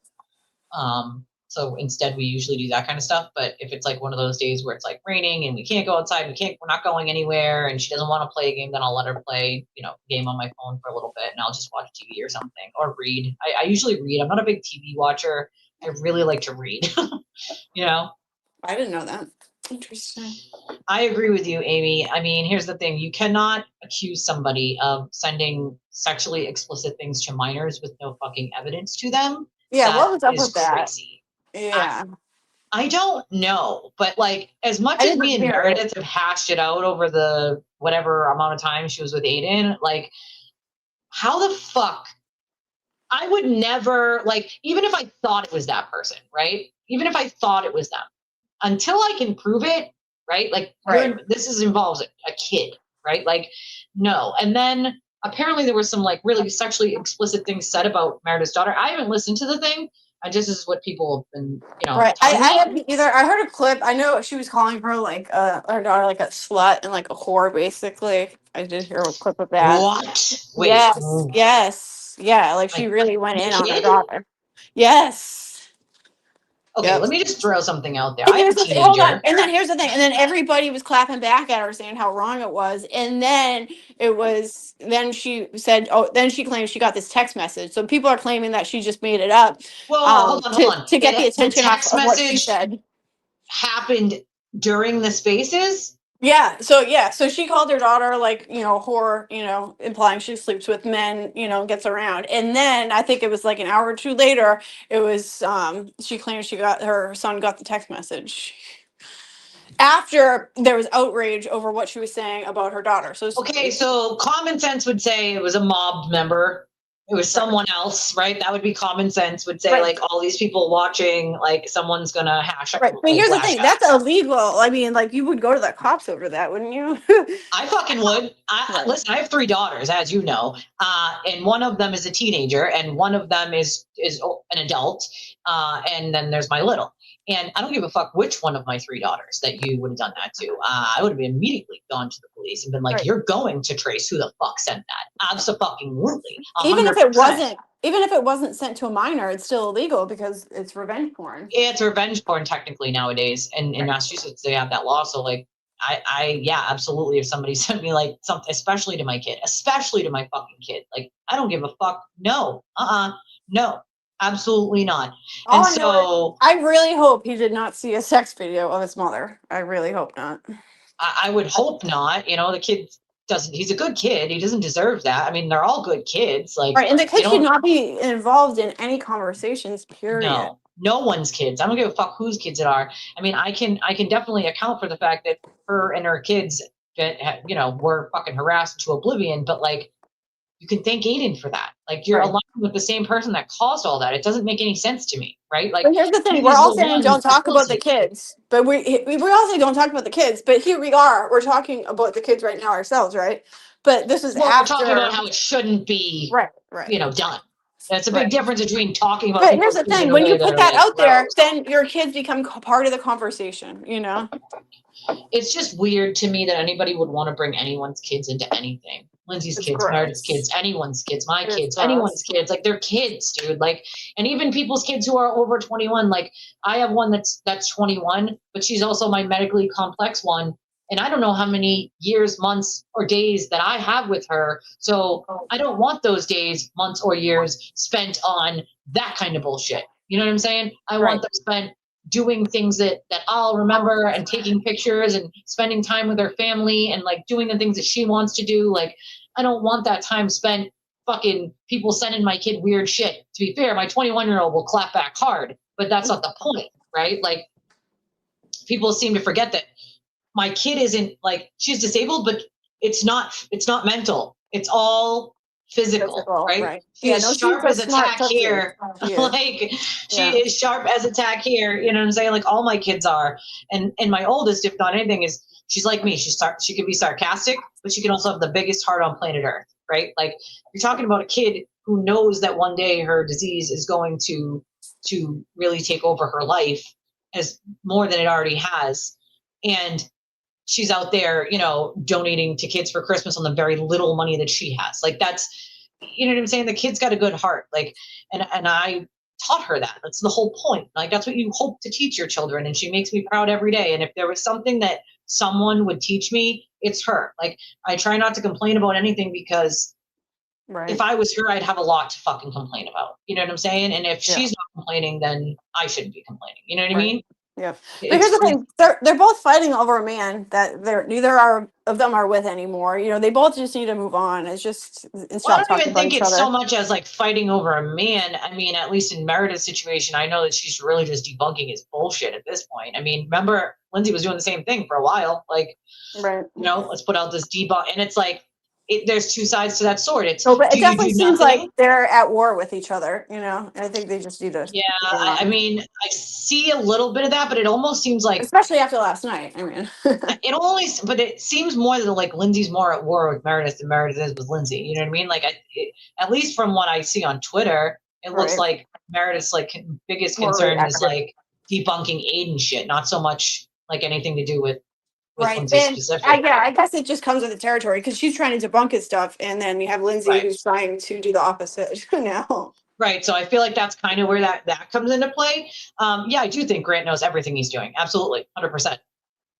I think Lisa Peralt, I don't know if that's how you say her last name. I don't want to like butcher it, but I think I heard her say that. That's the one I was listening to on a Yeah, I heard Spaces her on the Spaces the other say day talking that, about and Grant. She did a good job going over she's his right. background. He absolutely knows what the fuck he's doing with playing people. He Right. And absolutely he 100% did, does. he really did really the cannabis thing that he was a part of, he really ruined that. I mean, even one of my best friends, a guy that I dated, he was on the board and he got him fired. Unbelievable. I think that's what Lisa was talking about, right? Wasn't it? Yeah. Yeah. That was my ex-boyfriend and a good friend, and he got him fired over bullshit. It's just fucking crazy to me. Like, Yeah. it's crazy, crazy, crazy to me. Like Beauty and the Beast. Yeah. Girl, you break that glass ceiling, my friend. You break it. I know I'm behind in the comments. Well, that's half the problem is he like, you know, loves Lindsay, you know, literally. He does. He's in love with her. Like, let's just be real. No, listen, if you think you smoke too much, Christina, I mean, take the amount that you smoke times 100. I'm not kidding. I'm so serious. It's definitely something mental too. I agree. It's not just the weed, but I You know, don't it's think the weed is constant. helping. The weed definitely adds a scent of paranoia for sure. Hi, Christy. Yes, for all of you that are just popping in, I have not been around. I am still currently dealing with a family crisis, and I can't promise that I'm going to be here every day, but I will try my best to pop in, and it'll sometimes be odd times. I cannot promise like a specific time right now, but I will commit to at least a couple times a week, if not more. And it'll just be odd times, to be honest with you guys. I'm just dealing with a lot right now. But it is amazing to see all of you, and I miss you guys.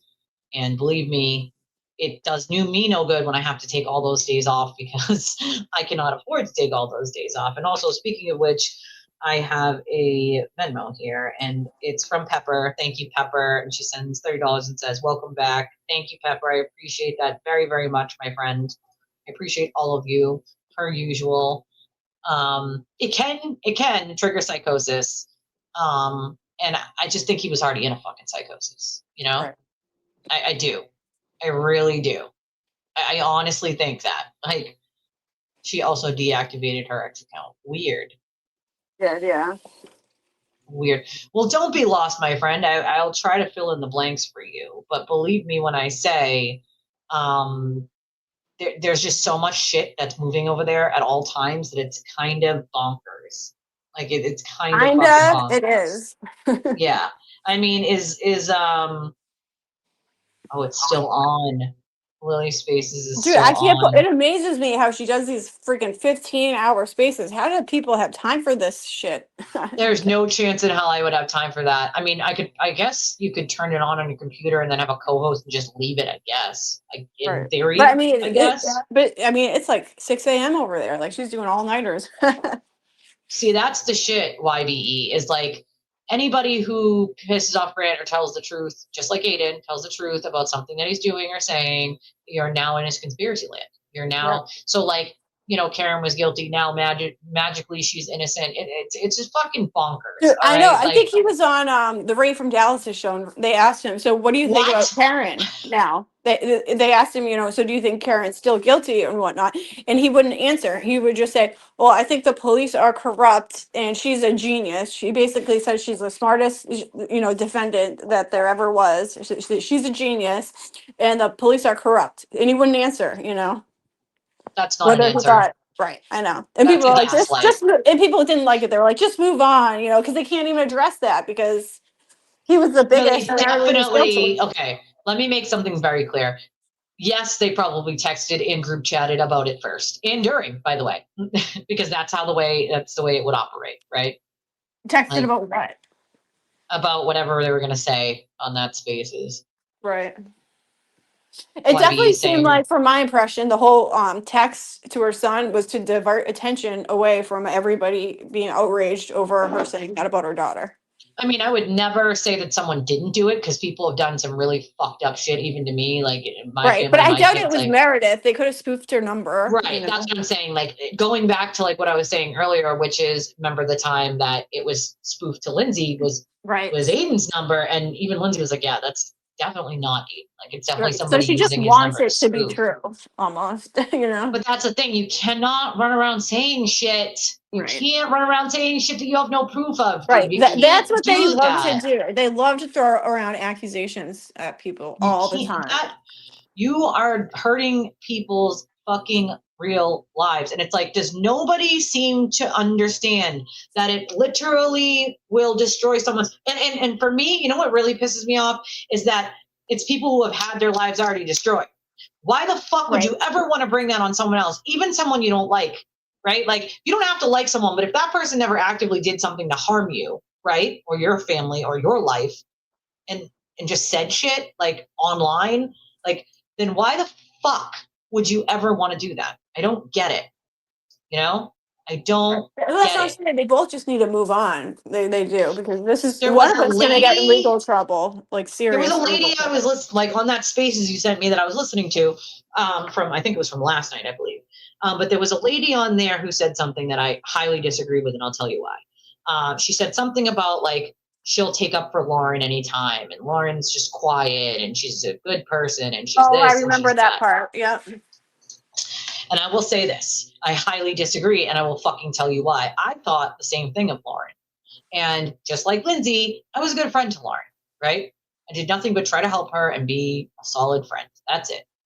And yet, her and Deanna had no problem publicly and privately blaming me for something they both did. Right.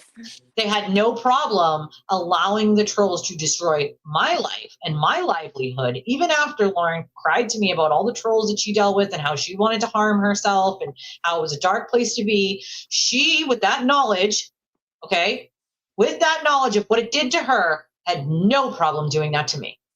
If Aiden demanded that she get online and write a disparaging post, she did exactly that. And It's then pathetic. her and Deanna blamed me for a picture that they took of Lindsay and sent to Aiden on that Halloween party. They had no problem blaming me for it and making sure that people came after me for something I didn't even have any knowledge of, never mind did. Okay. So no, I do not think that Lauren is a good fucking person, because that was the first time. There was a second time. There was a second time that she then tried to blame me for something she knows I didn't do. She knows What who was sent that? her the goddamn photo. She knows that Deanna sent her the picture, right? Like, Yeah. but she had no problem blaming me for it, right? Then there was the second one that, remember, I had to correct when Broyles wrote that article, right? Oh yeah, yeah. And yeah, remember that? And Yeah. said that like we all harassed Lauren or something, and I'm like, I've never spoken to Lauren since after her and Deanna decided to blame me for a picture. That I've never tried to contact her, never written to her, never fucking called her. So what the fuck? Like I said, and I had to reach out to Jason Burrows and be like, why don't you ask your friend why she's making shit up again? Right? So then he had to go in and actually retract that out of his thing. Right. To give him credit, at least you did do that. Yeah, but at the same time, it's already out there. Most of the bulk Right. of the people already read it. What you should have Exactly. done is it wrote a tweet saying, I have now issued this retraction, right? And just retracting it where nobody noticed it was even retracted. You know what I mean? Right. Yeah. I mean, to be honest, I don't even know how Lauren shows her face. I mean, with all of the videos that were, how does she even, I would be too embarrassed. I really would be. So no, I don't believe that she's a great, wonderful, quiet person. That's what she plays No, herself off to that's be. all a front. It's all a show. Yep. I mean, it's a show. She'll essentially do anything Aiden tells her to. I mean, and look, Just she's a backstabber. She pretended to be friends with Meredith and was sleeping with Aiden. You know, I mean, I don't know if that happened or not. allegedly, That's a rumor. You know what I mean? But allegedly. nonetheless, like here we have like no problem turning your back on people who had your back simply because Aiden told you to do it. And Meredith just proves it, right? Like she was really close friends with Meredith. And then as soon as Aiden says Meredith's bad, all those people who were friends with her just Right. I mean, even Deanna. Deanna had her in her freaking wedding. Yep. Yep. I can't imagine ever doing that. I don't give a fuck. Now, and here's the part that really gets me is Kara, who's probably the most quiet of the bunch, right? The most meek of the bunch, right? Aiden demands that she get out there and write disparaging tweets about me and you and her other friends, right? And she tells him no. No, she tells And him that's no. when he does a show on her.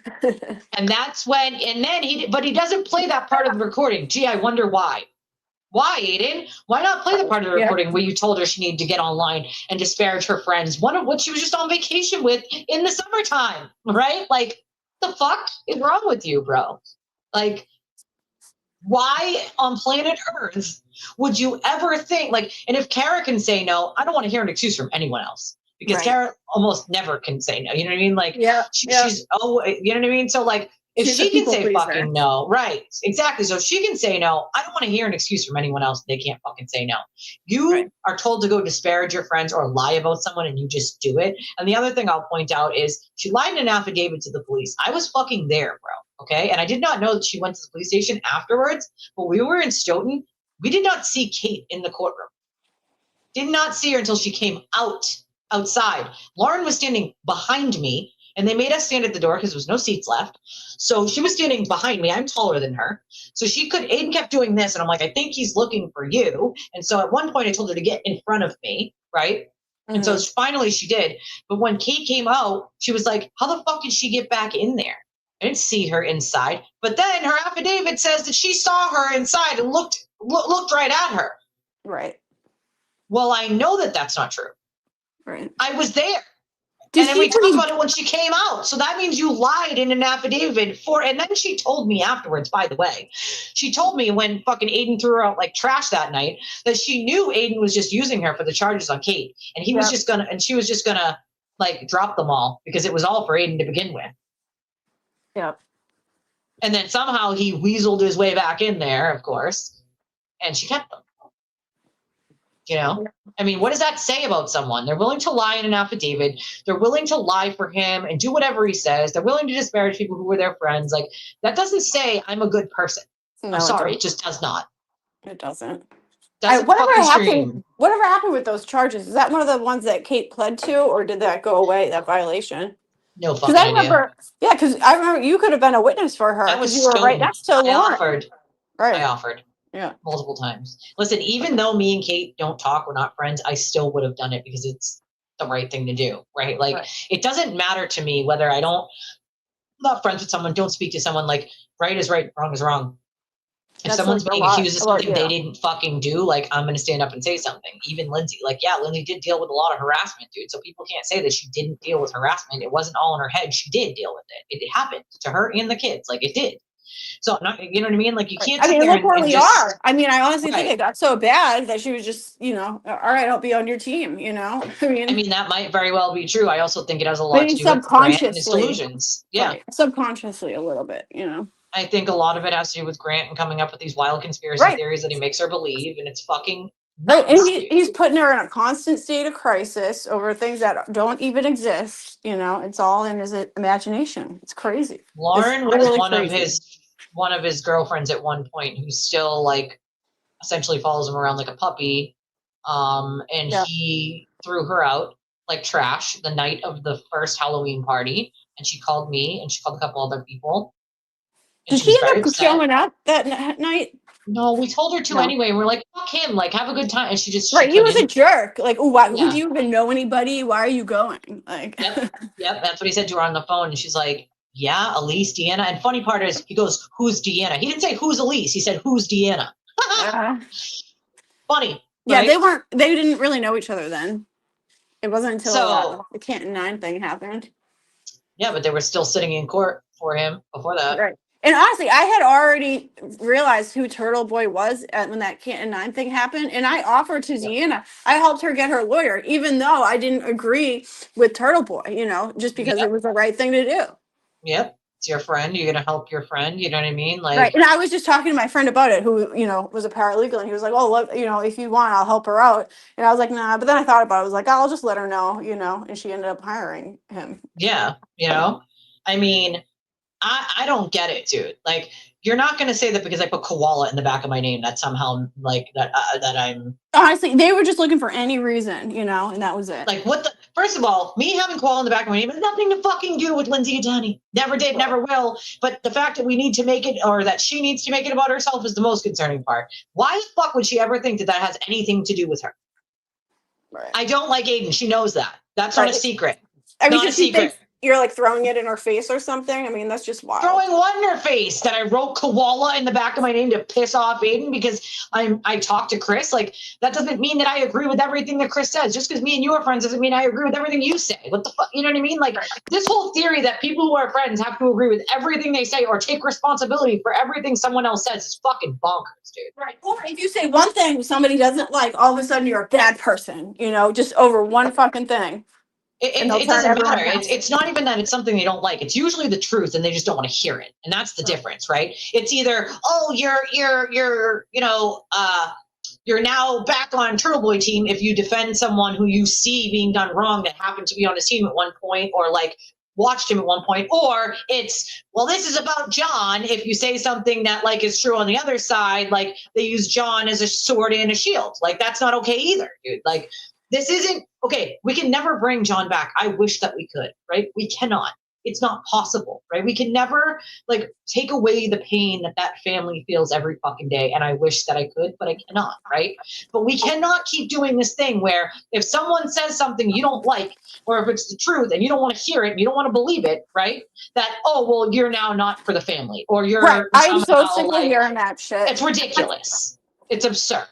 Yeah. Or if you talk about any of his other victims, now all of a sudden it's what about the family? What about the witnesses? Well, what about every other victim?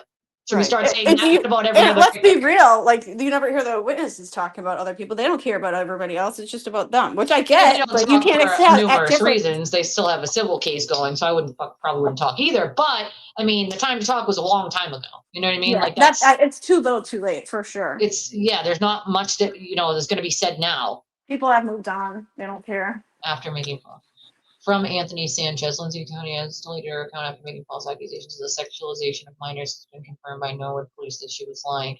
So, I mean, I don't know how you would confirm she was lying. I guess you would confirm that she didn't make a police report. But nonetheless, you can't just go throwing shit out there that just you don't have any, you know what I mean? You don't have proof of. You cannot do that, especially when it comes to minors. You wouldn't want someone to do it to your kid. Why the fuck would you do it to someone else's? Yeah, all I know is I hope her son really didn't see that. I mean, if he did, that is wrong and that is fucked up, and I feel bad for her and her son. For anybody who would send something like that to a fucking minor, you should be ashamed of yourself. Seriously. Right. Literally. But think about, I mean, who would do that? Who would pretend to be Meredith and do that? I mean, I've got some idea. Aiden. Yeah. I got a couple people in mind who would do that. Yeah. And you're probably thinking of the same couple of people I am. Yeah. Yeah. So, it wouldn't shock me if any of those fucking people did, Yep. And at this point, I don't think Grant did, but I mean, who knows what he's capable at this point? He's so insistent on making his point made that he'll just say anything and do anything. He'll say anything. And that's the other thing is like when you're dealing with, like Amy's saying here, like Grant, he'll come up with whatever he wants to. It's the same as Aiden, where they'll just come up with whatever the fuck they want.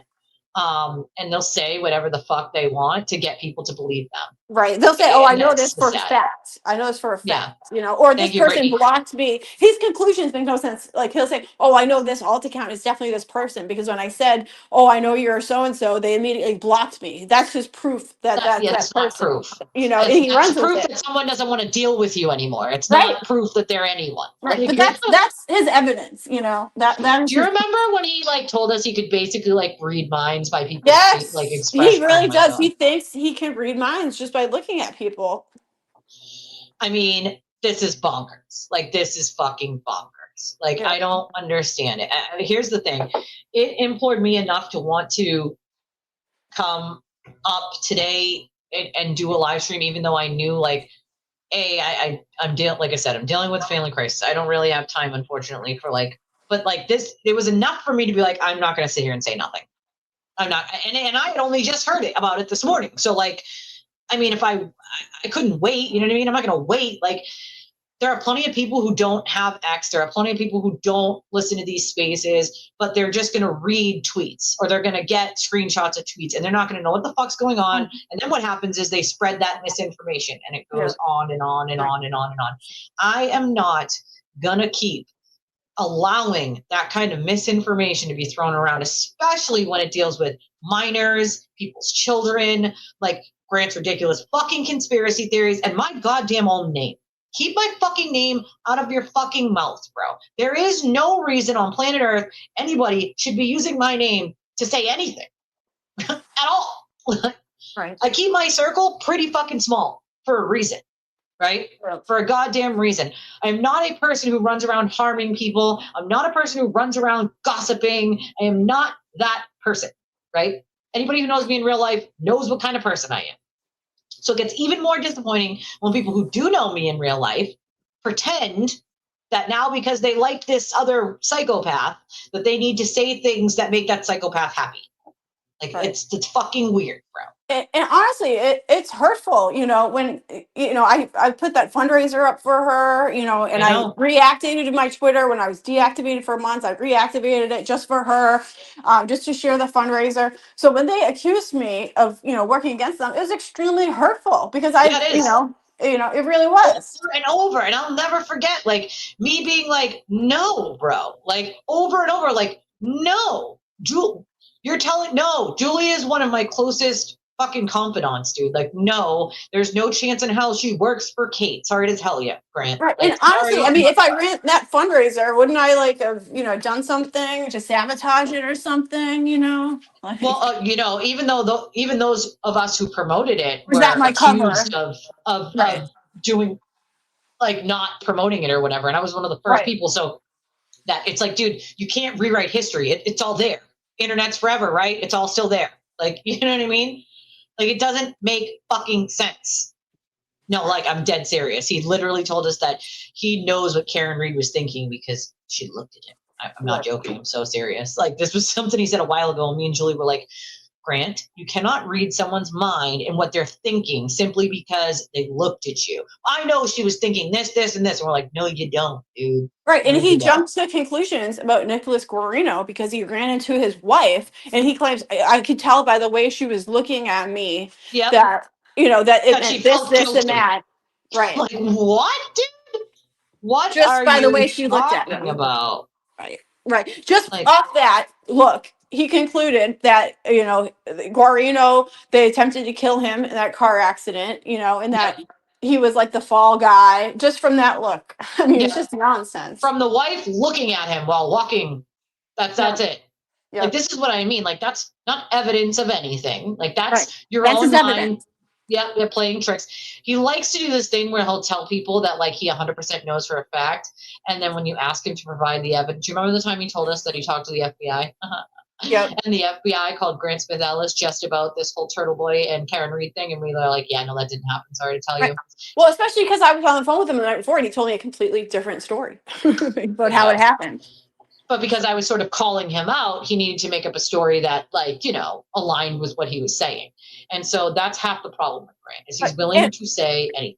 Right. And yeah, maybe they did talk to the feds about Aiden. So you told them all these things about him Lindsay trying to told get him us what it was arrested. about. And now she what? said it was him that called them about something completely different. Right. And he brought it up. Yeah. But he tried to then, I wish I had Zelle. I don't have. It's one of the only things I don't have. Oh, everybody's got Zelle. Now to get Zelle, it goes through just specific banks, and my bank doesn't do Zelle, unfortunately. But that's why we came up with the link. Is it not pinned? Yeah, there's a link pinned to the top of the chat, and it goes to my PayPal. But you don't have to have PayPal to do it. You just have to have a credit or a debit card. And that's why we came up with that, because so many people had asked me about Zelle, and I don't have Zelle. I just have the Cash App, Venmo, PayPal, or the link that you can use any credit or debit card with. Unfortunately, my bank doesn't do Zelle, and since Zelle, like, it used to be that, like, Zelle was its own app, like Cash App or Venmo, but now Zelle is strictly only through your bank, and my bank doesn't do it, so I don't have it, unfortunately. It's like one of the only ones I don't have. But I appreciate you asking, Amy, because every donation is welcome and appreciated. I haven't been here on over a week, and it is my income, and it is literally killing me, but it's unfortunate. You know what I mean? Like, I can only deal with one thing at a fucking time. Only one crisis at a time. Family crisis comes first. I can't believe this is still going, though. Hold on. Let me see if I can. Who's speaking on this right now? Yeah, I tried to listen to Grant's thing yesterday. Larry's still talking. I can't. Okay. So. Are you listening to Grant's or someone else's? No, Lily's. Okay. And like,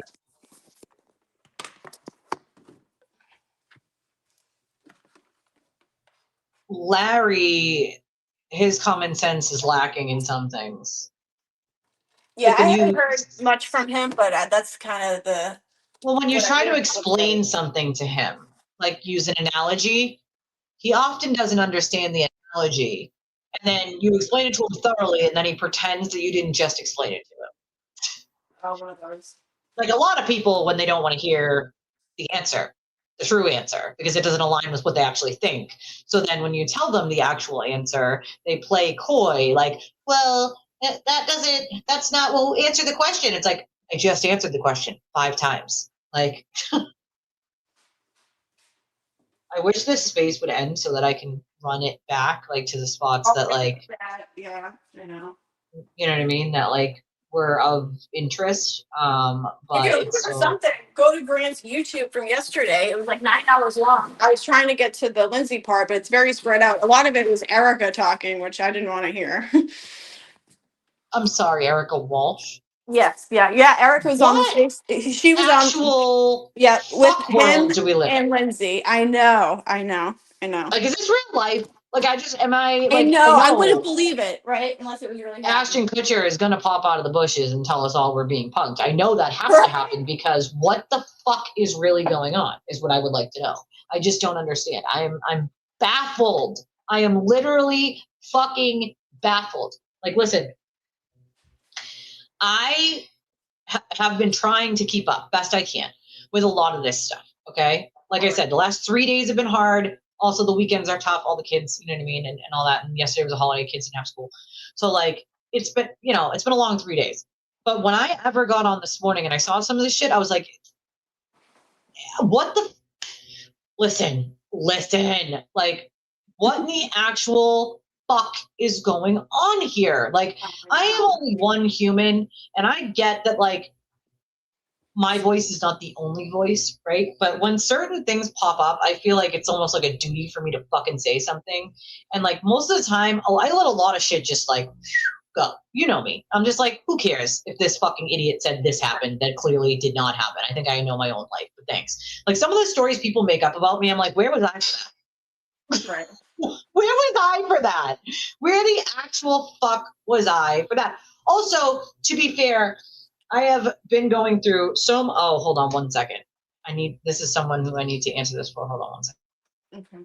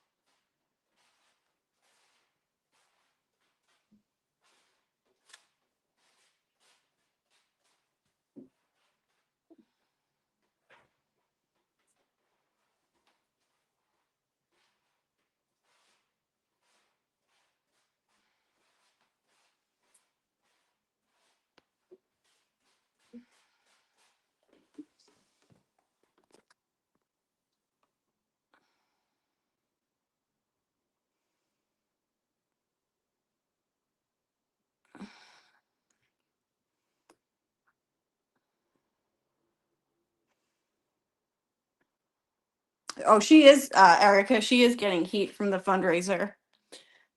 But it would be so simple for her to come out and say, it was sent to Karen, but she won't. I mean, everybody at this point, I think, knows he stole the money. They just don't care, which is Yeah, I was wild not to me. so that was literally like one of the very not. I don't have a lot of living family members left, and I had called them earlier to see if they could pick up my contacts that were ready at my eye doctors because it's in their area, not my area, and they come up to this area. So I was figuring if I just send them the money, they can grab them for me. When they come back up here, they can drop them off to me because I need my damn contacts. These glasses are getting on my nerves.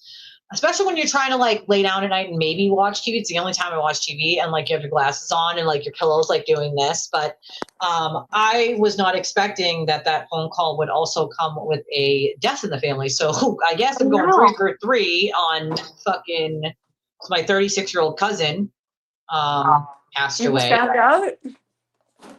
Yeah, No. my great aunt Jane called my mom to tell her. Oh my God, it's so sad. What happened? He's so young. We don't know. So Really? I just asked. My mother said she doesn't know. God, And then she tells me that the services are tonight. Like, really? Wow. Where? Or like, is he local? I don't want you to tell. Whitman. Is It's it in Whitman. Whitman? Okay. Jesus. So he must have passed a couple days ago. She's 30, she was Hey, 36. sorry, she. Oh my 36. God.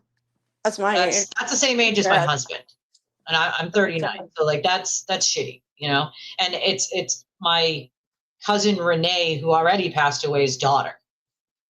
Oh no. That's Yeah. awful. My cousin Renee was like 6. So like that wasn't something that like we didn't know was happening.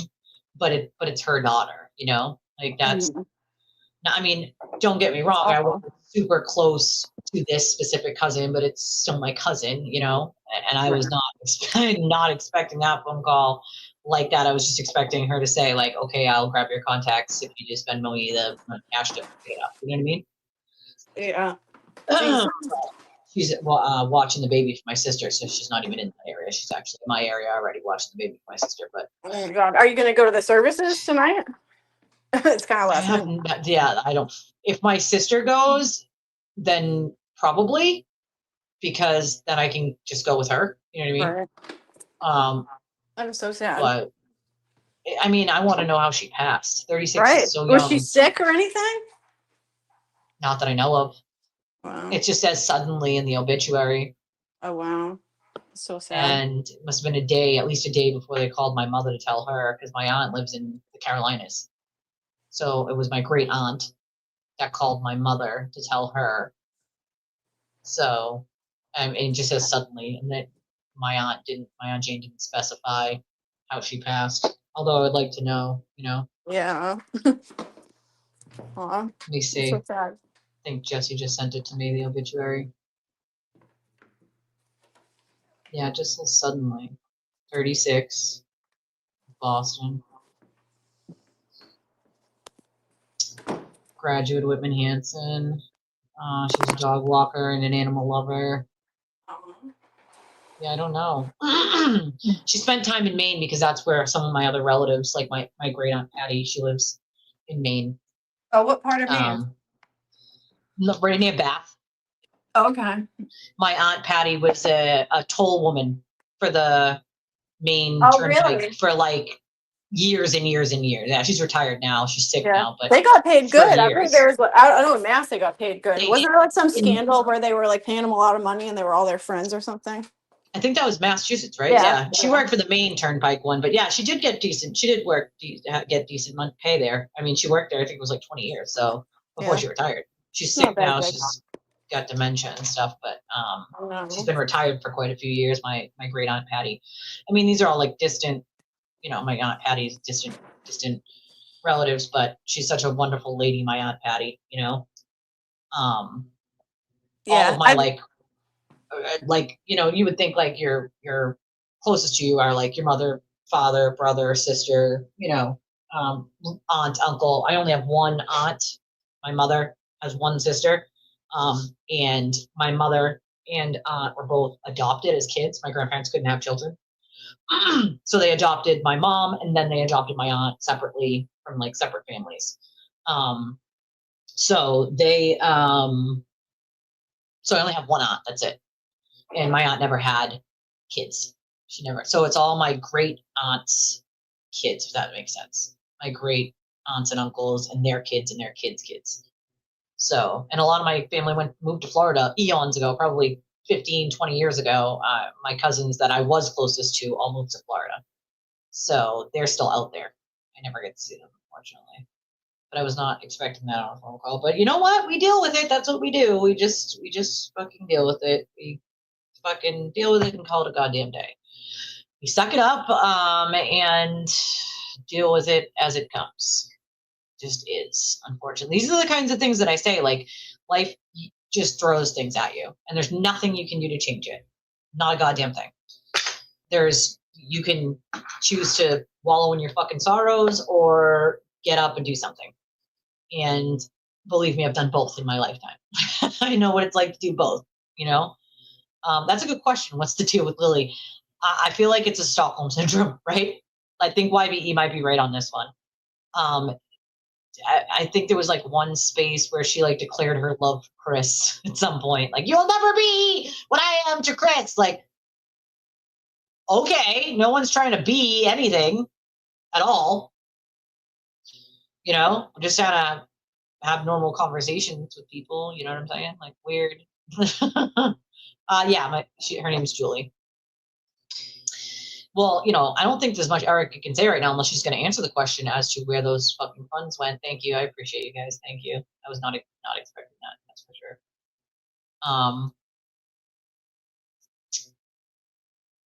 We were. Well, I mean, here's the thing. She has my number. She can text me, call me at any time. She hasn't. She's chosen not to, and that's fine. I gave her my friendly warning of Grant in the way that I thought that he was bringing her down with his lies and his ridiculous conspiracy theories. And then I, had enough going on in my own life that I can call and check on someone all the time, but like when it's not reciprocated, at what point do you go like, okay, like I'm helping and doing everything I possibly can, but if I make a phone call, it's not, you know what I mean? Like what if out of the one of the two times I ever needed her to answer the phone, it's, not convenient for her, but I'm expected to answer it every single time. For me, that's hurtful, Yeah, this is definitely a one-way friendship, for sure. So, that's sad and all, but then she decided to tack on that because I put koala in my name, that somehow means that I'm like a traitor and I hate her. Like me putting koala they were saying that about you. Has nothing to do with her at all. Right, but here's the thing, Elisa. They were saying that about you even before that. So they're just looking for any reason to rationalize their beliefs, and that was it. Rationalize the conspiracy that I am some, operative for Kate Peter. It's so ridiculous. I have to laugh every time I say it. That's how fucking ridiculous it is. Like, what, dude? What? First of all, let's be something clear here. I would never be an operative for anybody but myself. Okay, number one, I don't work for anyone. Never would I. Not. And this is real life. It's not some spy film. Like, come exactly. on. This isn't a game. It's not the game of Risk. Okay, it's not. This is real life with real people's lives. And yeah, we were really good friends. At least I can say I thought we were. Right. Yeah. I did everything that a friend, probably more than what a friend would do to help. Right. And do the best that I can. You were closer than people realized because she kind of kept it on the DL because there were people advising her not to be friends with you. So she hid it for a while too. I mean, I don't care about that. It's for me, it was more just about like whatever I can do to help. You don't have to announce you're friends with me. I don't really care. You know what I mean? But I thought we had a lot in common. Even trauma wise, a lot that people go through in their lives. And all I ever tried to do was just be there, just be a solid person that she could go to if she needed it. And that's what I strive to be, right? I never did anything to hurt her. I only did things to help her. And even when we stopped talking, you didn't see me come out swinging and throwing shade and doing any of those things. You would still defend her, Even right is right and wrong is wrong.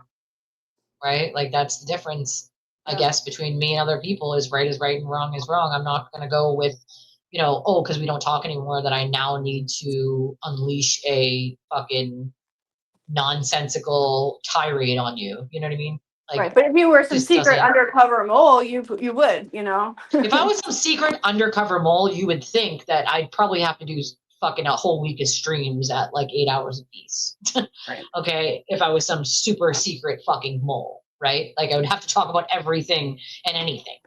Like that's the thing. That's the fucking thing. Yeah. I am not that person. Yeah. I saw another clip from last night where somebody asked Lindsay about the rape. They said, you're saying Meredith wants him in jail. They were bounced out, right? Right. So Lindsay freaked out. They were like, how dare you? And Grant was like, you're trying to bait her. She, blamed the lawsuit for not being able to answer it.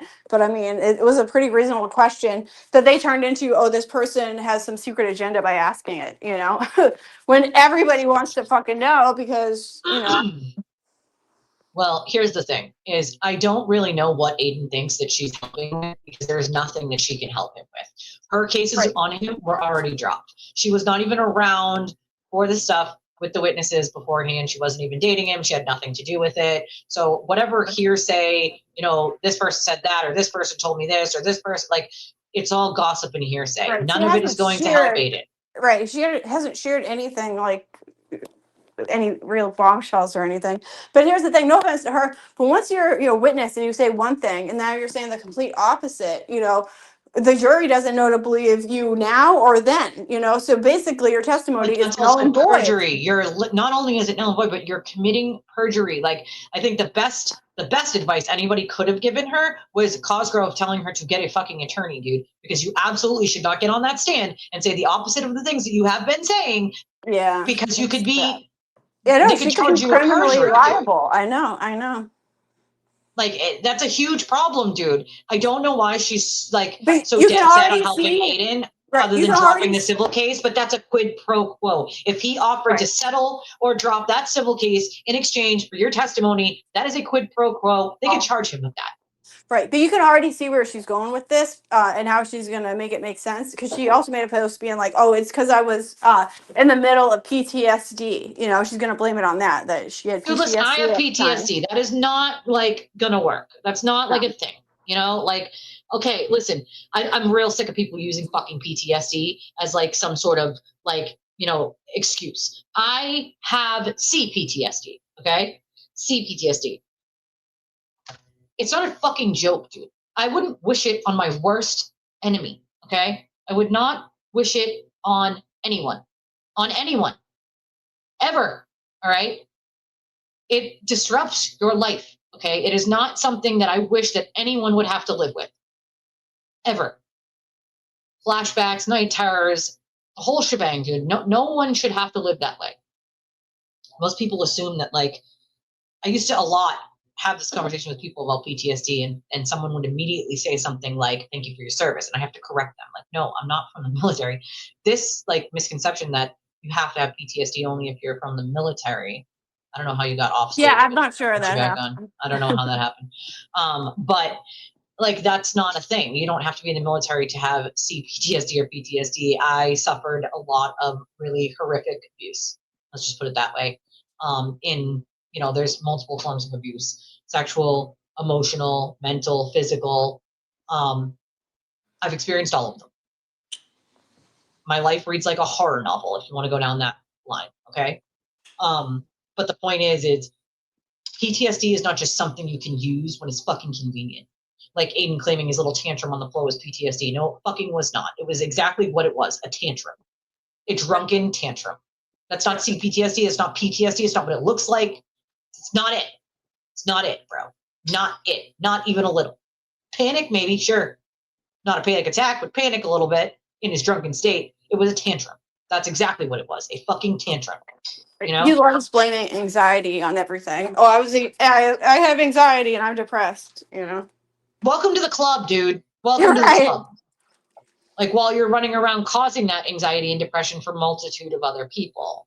Right. And you're right, Magic. If why isn't Erica saying anything about what happened to the money? Yeah, it's from one of the Halloween parties that he advertised was going to be for Karen and himself, 50-50 split. And you have yet to see any receipts other than it going into his bank account and then him taking $2,500 in cash from the event itself. So when he claims he never touched the cash, that's a bold-faced lie, because he took the $2,500 from the event itself in cash with the raffles or whatever. And the rest was on Eventbrite that went, as we saw, directly into his bank account. So where are the receipts that it ever went somewhere else? It didn't. It would be so easy to prove. Meredith reminded him for a year. For a year. She kept constantly reminding him, why don't you? Oh no, she doesn't need it anyway, was his statement. And he's out here harassing like that New Jersey lady over 25 Donna, over t-shirts. Over t-shirts, mind you, they weren't even the Turtle Boy turtle. It's just a turtle. It was just a turtle. And she did make the donation. Not only did she make the donation, but he accidentally showed the receipt and then tried to claim, like, later on still that she never did. So that's the funny part, right? Like, same shit he tried with me. Shit he tried with me. When I pulled up the receipt, he was like, oh, no, it's AI, it's fake, it doesn't exist. Like, bro, you can go on her own website and see it, you dumb fuck. Like, what do you get? But then, you know what I mean? Like, this is what he does. He doesn't care if it's true or not. He just wants people to believe what he wants people to believe, and people are dumb enough to do it. Yeah. And so Aiden even calling Erica into that, knowing that she had nothing to do with the event right at that point, she should be pretty pissed off. Yet here she is still kissing his ass. Isn't that funny? Right. you know, has no office. I don't know. To be honest with you, Tim Bradle is probably one of the most unethical pieces of shit I've ever come across in my life as an attorney. Yeah. Let's just throw that out there. Okay. The man lies like he breathes to judges in court. And provably. That's a problem. Yeah. He's willing to lie to the court. That is a no-go when you're an attorney. You cannot do that. And he likes to drink during the day, you know, whiskey. I mean, hey, you never know. If Grant said it, it might be true, YBE. You know, maybe Obama and Trump do work for Gay Peter. Who knows? Oh my God. Just saying. Well, he does Just think like saying. he does think the Glarer had like some connection to the White House or something, and that's how he got his Twitter back or something. I highly doubt that's how he got his Twitter. Of course not, but that's what he's telling people. It's crazy. Of course he is. If he had that kind of connection, you think he'd still be a lowball fucking, you know, podcaster? Right. Stop it. Right. Stop it. Fucking stop. No, yeah, I've had it. How old am I? Okay, so over 20 years. Probably closer to 30 years. I'm 39. So yeah, it's not a joke. And people seem to keep using it as some like magic explanation. Oh, it's just PTSD. Fuck out of here. Thank you, Rose. I appreciate that. Yeah, exactly. That's exactly what happened. It was him crashing the fuck out, you know? So he said, ask Erica. That was his tweet, was ask Erica. I never touched any of that money, which was a lie, first of all. Secondly, he tried to play on words because most of it went straight to his bank account. So yeah, touched, sure. But he did touch because it was $2,500 in cash, right? And so neither one of them have spoken on it. And I'll tell you why. Because Aiden's grand theory is if he just ignores it and doesn't speak on it, doesn't talk about something that he did, then it'll just eventually go away.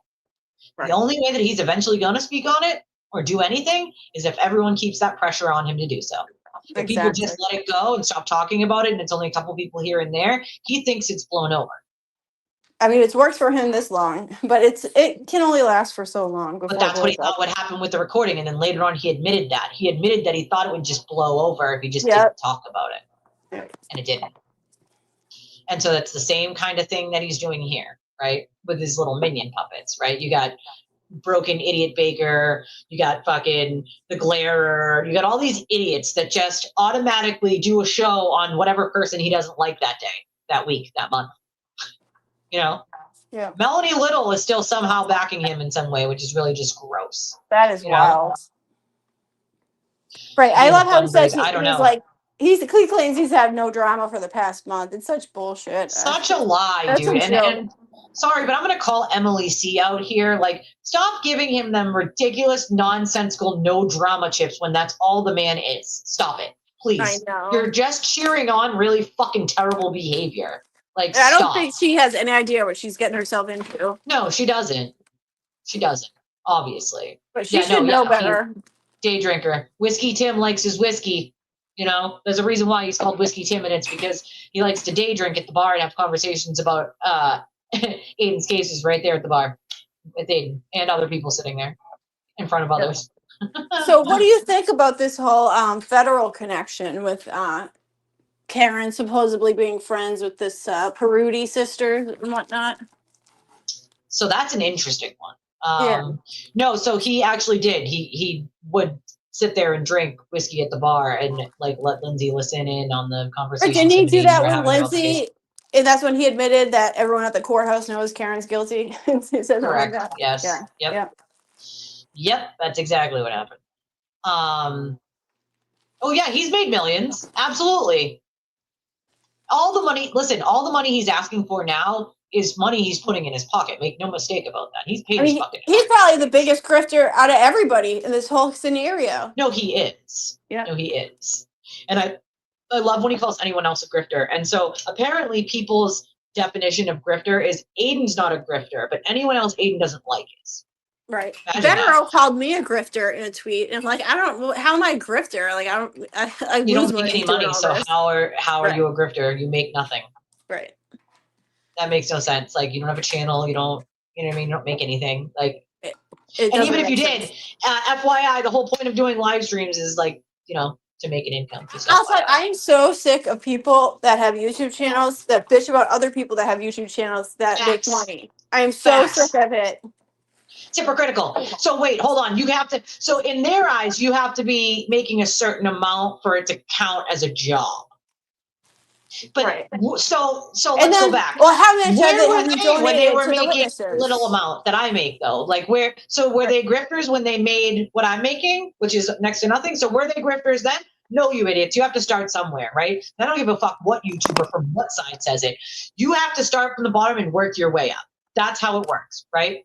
I at least can say I built my shit brick by brick and that I didn't have an influx of people believing shit that I was lying about. I didn't have a 40,000 increase or a 30,000 increase because I lied about people, right? All of those idiots got those increases by taking his narratives and re-spitting them out. I refuse to do that. So I can say I built my shit brick by fucking brick, person by person. They cannot. So who's the real grifter here? I might not make a lot, but I'm not willing to get up here and lie, and I'm not willing to get up here and do shady shit. So sorry, not sorry if I'm not willing to employ some of those fucking tactics. Right. It's Well, that's terrible. the thing with the Karen Reed case is that's usually how YouTube works. You know, you build it slowly, but so many people had the opportunity to just jump in. There was just a cult that was hungry for more and more, you know, entertainment, so to say. So many people made bank just jumping on this Karen Reed lie. Just It's to grow also their channels. entertaining until it's not, right? It's entertaining until it's you or your family, you know? Right, Like, right. and then it's not fucking entertaining anymore because then you realize the depth of how far he's willing to go to lie, you know? Yeah. I can't get it. I just don't get it. It's not about defense attorneys in general. I know quite a few defense attorneys that are great at their jobs, but they're not willing to go to the lengths that Tim Bradle is, or even Bettero for that matter. Okay. They're not willing to go in front of a judge and blatantly lie to the judge to their face. There's a difference, right? When you're a defense attorney, you have to come up with good, like, ways around things, right? Play on words, whatever. But blatantly going in and lying straight to a judge's face, that is a no-go, right? It's not about being a defense attorney, you know, in general, because I respect the fuck out of a good defense attorney. It's about knowing where the line is, right? And not overstepping that boundary of going into the court and just lying. I mean, come on, Tim Bradle actually sat there to a judge and said, it's cruel and unusual punishment. I mean, are you fucking serious? Like, that is, like, the man is willing to go in there and disparage the judge to try to make a point to the audience, not to the judge, to the audience. That's not a good defense attorney. That's a bad defense attorney. He only cares about himself. He cares about the public. That's it. And Bettero has a real bad habit of only caring about media, but then telling everyone else that media, you know, the internet is not real. But he makes lots of statements on there for his client. Are they not real, sir? I'm just asking. It's not real. He said the internet's not real as he makes a statement about Aiden Kearney and his lies. I mean, listen, a good defense attorney is a good defense attorney, you know? But I do not expect my defense attorney, I don't think anybody expects their defense attorney to get in there and lie blatantly. I mean, that is bold. That is fucking bold. And it also can just bar you. That's why most don't do that. They toe the line, but they don't completely cross it, you know? That's why I'm just puzzled by all of this. Like, how are they getting away with this? Like, even Alan Jackson with the whole ARCA thing, like, they just got a slap on the wrist. How That did they was get away bad. with lying to the court like that? That is just bad. So there's a certain amount of time you're supposed to keep records, right? And this was the big to do with that is you cannot get on Signal and delete fucking communications between you and experts, dude. You cannot do that because it's discoverable. It has to be given to the court and to the other side. So for you to do that means you're trying to circumvent the actual laws that were put in there to make it fair. You cannot do that. He knew he couldn't do that. He did it on purpose. And that's just, I mean, here, you can say Alan Jackson's a good attorney, but like that move right there, that's not good. That's bad. That's not good at all. That is not good. That is willing to go to some serious lengths, right? Like that tells me that your ego matters more to you than like you may be screwing your client over if a judge decided that you no longer could be on this case because you did that. You know, like, come on, there's got to be a line. There's a reason why it exists. You know, there's a difference. And they were scared. Like, even that day in court, like, Alan Jackson was walking to the car. You could see the fear on his face. Like, they were worried about him being removed, you know? I would be. What the fuck? I would absolutely because that's what most judges would do, but they just got away with everything. Yep, most judges would. Just be like, nope, that is a no-go. Like, you cannot do that in my courtroom. No, Right. no, no, no, no. They ruled that courtroom. It was Tim Bradle's basically a problem is judgeless. narrative. His problem is narrative. Tim Bradle loves narrative. He doesn't actually give good legal arguments. He gives narrative. And then he will do things like lie to the judge and tell the judge, I have no idea where Mr. Carney's phones are, Your Honor, when in fact he has handed them over to his intern to hide. That is a fucking serious ethical violation. Yep. And again, You lied. Nothing You lied came to from the it. judge, right? Like you can't. And then it's revealed that you, like, come on, dude, that's not good. Most other defense attorneys don't do that shit. They don't want to be disbarred. They want their career. You know. Yeah. You know, it is pretty sus. But again, Amy, my guess would be the same as she got a ton of subs from this whole debacle. So that's why she got them from Will, she got them from Aiden, she got them from those guys. So that's why she has such a cozy relationship with it, you know, with that, because she wants to keep those people in her chat and keep them donating. So if she says something they don't like, they may bounce.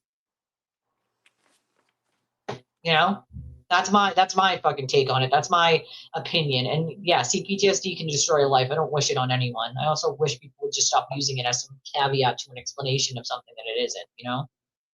Yeah. Oh yeah, they're both feather their nest. And it's funny because, like, I don't know what the fuck they're spending it on though. Like, I mean, they claim they still need all this money. Hey, Allie, which is so funny to me because according to, you know, Meredith, Aiden's got plenty of it. He doesn't need anything. He just doesn't want to pay for anything on his own. Which common sense would tell anybody. I mean, look at the subscription. I mean, even with the Turtle Club alone, like if you do the math, if he's got that many people, he's making 30 grand just off the Turtle Club. I mean, he's making bank. So, I mean, like I said, every content creator should make money, absolutely. But in my opinion, there's a line. There's a line when you're willing to destroy other people's lives and lie to hide your own behavior that you cross that line. Right, from like being Jess someone Machado. That's basically how she built her channel. It's disgusting. Pretty much. Yep. I mean, yeah. That's. I mean, come on. Like that's beyond. That's well beyond. You know. No, it's not about you wanting your attorney to care about other people. It's about your attorney wanting to care about himself and his bar and his, like, if he gets disbarred during your case, that doesn't help you. Now you have to get another attorney, right? Or if he gets thrown off your case for doing something unethical, that doesn't help you. That actually hurts you. And so that's why they can't cross those lines, especially lying straight to a judge, dude. He is lucky that judge didn't find out right away that he did that. Like that's an ethical complaint, right? And whether he's going to be disbarred or not is really in the bar's, you know, the BBO's hands, because he lied as a prosecutor and hid evidence that kept somebody in jail for over a decade. So that's already being dealt with when it comes to Bradle, you know? What happened with that with the BBO complaint that Lindsay made? Is she gonna withdraw that? And I feel like they basically said, like, oh, it could have been a mistake or something like that. Oh, is that what happened? I Even though don't we know. know I it feel was like it was. I can't remember. I mean, it very well could still be. I have no idea. I do remember that he had to talk directly to them because he lied to the judge and said that the BBO told him he couldn't give back the extraction or something like that, or give back like copies of something. And they like strongly worded letter to him saying, like, if you told the court this, that is, we never told you not to do that. We would never tell you not to do that. So like something happened there, but I don't know. You know how long the BBO takes. It could take years, you know? Well, I do now. Yeah. I mean, yeah, I don't know what the fuck Judge Krupp is doing, but he really does need to like make a decision on this shit. FBI can get in a signal on certain ways. There are some stuff they still can't, and then there are some stuff that they can now. So signal is becoming, you know, easier to get into for them, you know? Right, but I will tell you, I've only used Signal, you know, on when it's like when it's like sketchy stuff, like with a weed dealer or something. I've never used it, you know, in normal conversation. I mean, I've never used Signal in my life ever. Right, I have. It's the only time I used it. You know, I didn't even know it existed until this case. I was like, what the fuck is Signal? The fuck is Signal? You know what I mean? No, you're right. They don't have a line they won't cross. You're right, but most people do, you know? Yes, it is a Roddy, and he's such a big baby. So yeah, cute. He's the best. I don't know what I'd do without him. He's my baby. He is the baby. You know? I'm looking at him right now. It's not even just this case. It's like, I feel like it's just the characters involved. that take over this whole thing. Right. I But what know. becomes dangerous is, we were talking about that a little earlier, Allie. What becomes dangerous is all of these people who are willing to lie, whether it's for clout or for, money or for a cult, a mob, a pat on the back, Money. any of those things, like they're willing to. That's the dangerous part, is when you're willing to lie. And do you know how many people have lied for in affidavits to the cops for him? It's Like, scary. It's a scary thought. That's the thing. They just it's invent what they need. It's crazy. and that's it. They literally not only will just invent what they need, he'll have one of his minions do it and send it to him and pretend that they're someone else, and then go and blame the innocent person that they want it to be because they don't like that person. Bring that in as evidence, claim that it happened, knowing that they made it all up, and then multiple people are willing to go into court, lie to a judge, lie in an affidavit, lie to the police, all for a pat on the back from Turtle. That's fucking scary. And that's been going on for quite some time now. That's just a huge fucking problem. A huge problem. It's just not okay. It's just not. There's a lot of shit that keeps going on that gets swept under the rug, and it's things like that that really hurt people, right? Like, there's things like that you have to take a seat back and go, why isn't anybody doing anything? Right. Yeah. That's why I'm puzzled why Deanna is still involved with him. She knows better. What the hell? Well, we know why she lied to him about the pictures, because she was afraid of what he would do to her. Right. And then she made it, when you confronted her about it, she was like, "Oh, it's no big deal. Everybody knew it was me." Yeah. No, it was I didn't know you were mad about that. She tried to gaslight and go, I didn't even know you were mad about that. That's not even what he was going after you for. I go, yeah, well, my text messages with him fucking say otherwise. So yeah, she's like, not we can keep playing. How would you not think that someone would be mad that you lied and made up that they did something that you did? How could you even say something like, I didn't know you were mad about that? What fucking world do you live in that someone wouldn't be mad that you lied about something you did, blamed it on someone else that they had no knowledge of, and then sat back and watched them be fucking harassed into oblivion and talk shit about all over the internet because of it? How in your fucking brain would that go, oh, I didn't know you were mad about that? I mean, that is the most gaslighting statement I have ever fucking had someone say to me. Come the fuck on with it. That's ridiculous. Right. Like, come on. I would love to do that. Bring me to the boxing ring. I got a lot to do in there. We will need money to fight my case. This is a great cause. So what he does is he tries to make people think that the First Amendment is somehow under attack, and that if you don't help him fight his case, that everyone's First Amendment will be affected. Let me just fill y'all in. Nobody's First Amendment is being attacked, and but anybody's First Amendment is going to be restricted because Aidan Kearney lost his case. So here's the thing. I love how they cry about free speech and how they're being attacked. I'm like, have you seen what's going on in Florida? They are literally knocking on people's doors for making posts about criticizing Israel and the president. And you're bitching about, them coming up to you and asking you to move during a protest. Like, you don't even know what it's like to be persecuted as protesters. And they don't speak up about other people that are being persecuted. They don't care about free speech. They don't care about free speech. They care about his speech, Yeah. This case, Amy, unfortunately, we were both covering the same case. I was one of the first 4 or 5 people YouTube wide to cover the case. Yeah. And so probably the first 4. And so we were in the same places, courthouse, things like that, hearings, protests, covering the case. And so we just happened to be in the same places covering the same thing. And that's sort of how we cross paths, unfortunately. And then I didn't lie for him. Me and Aidan. Oh, with TV. Yeah. And then I didn't lie for him, and he lost his ever-loving mind because he got caught cheating on his wife and 3 other women because I didn't lie for him, because it's not my fucking job to lie for him.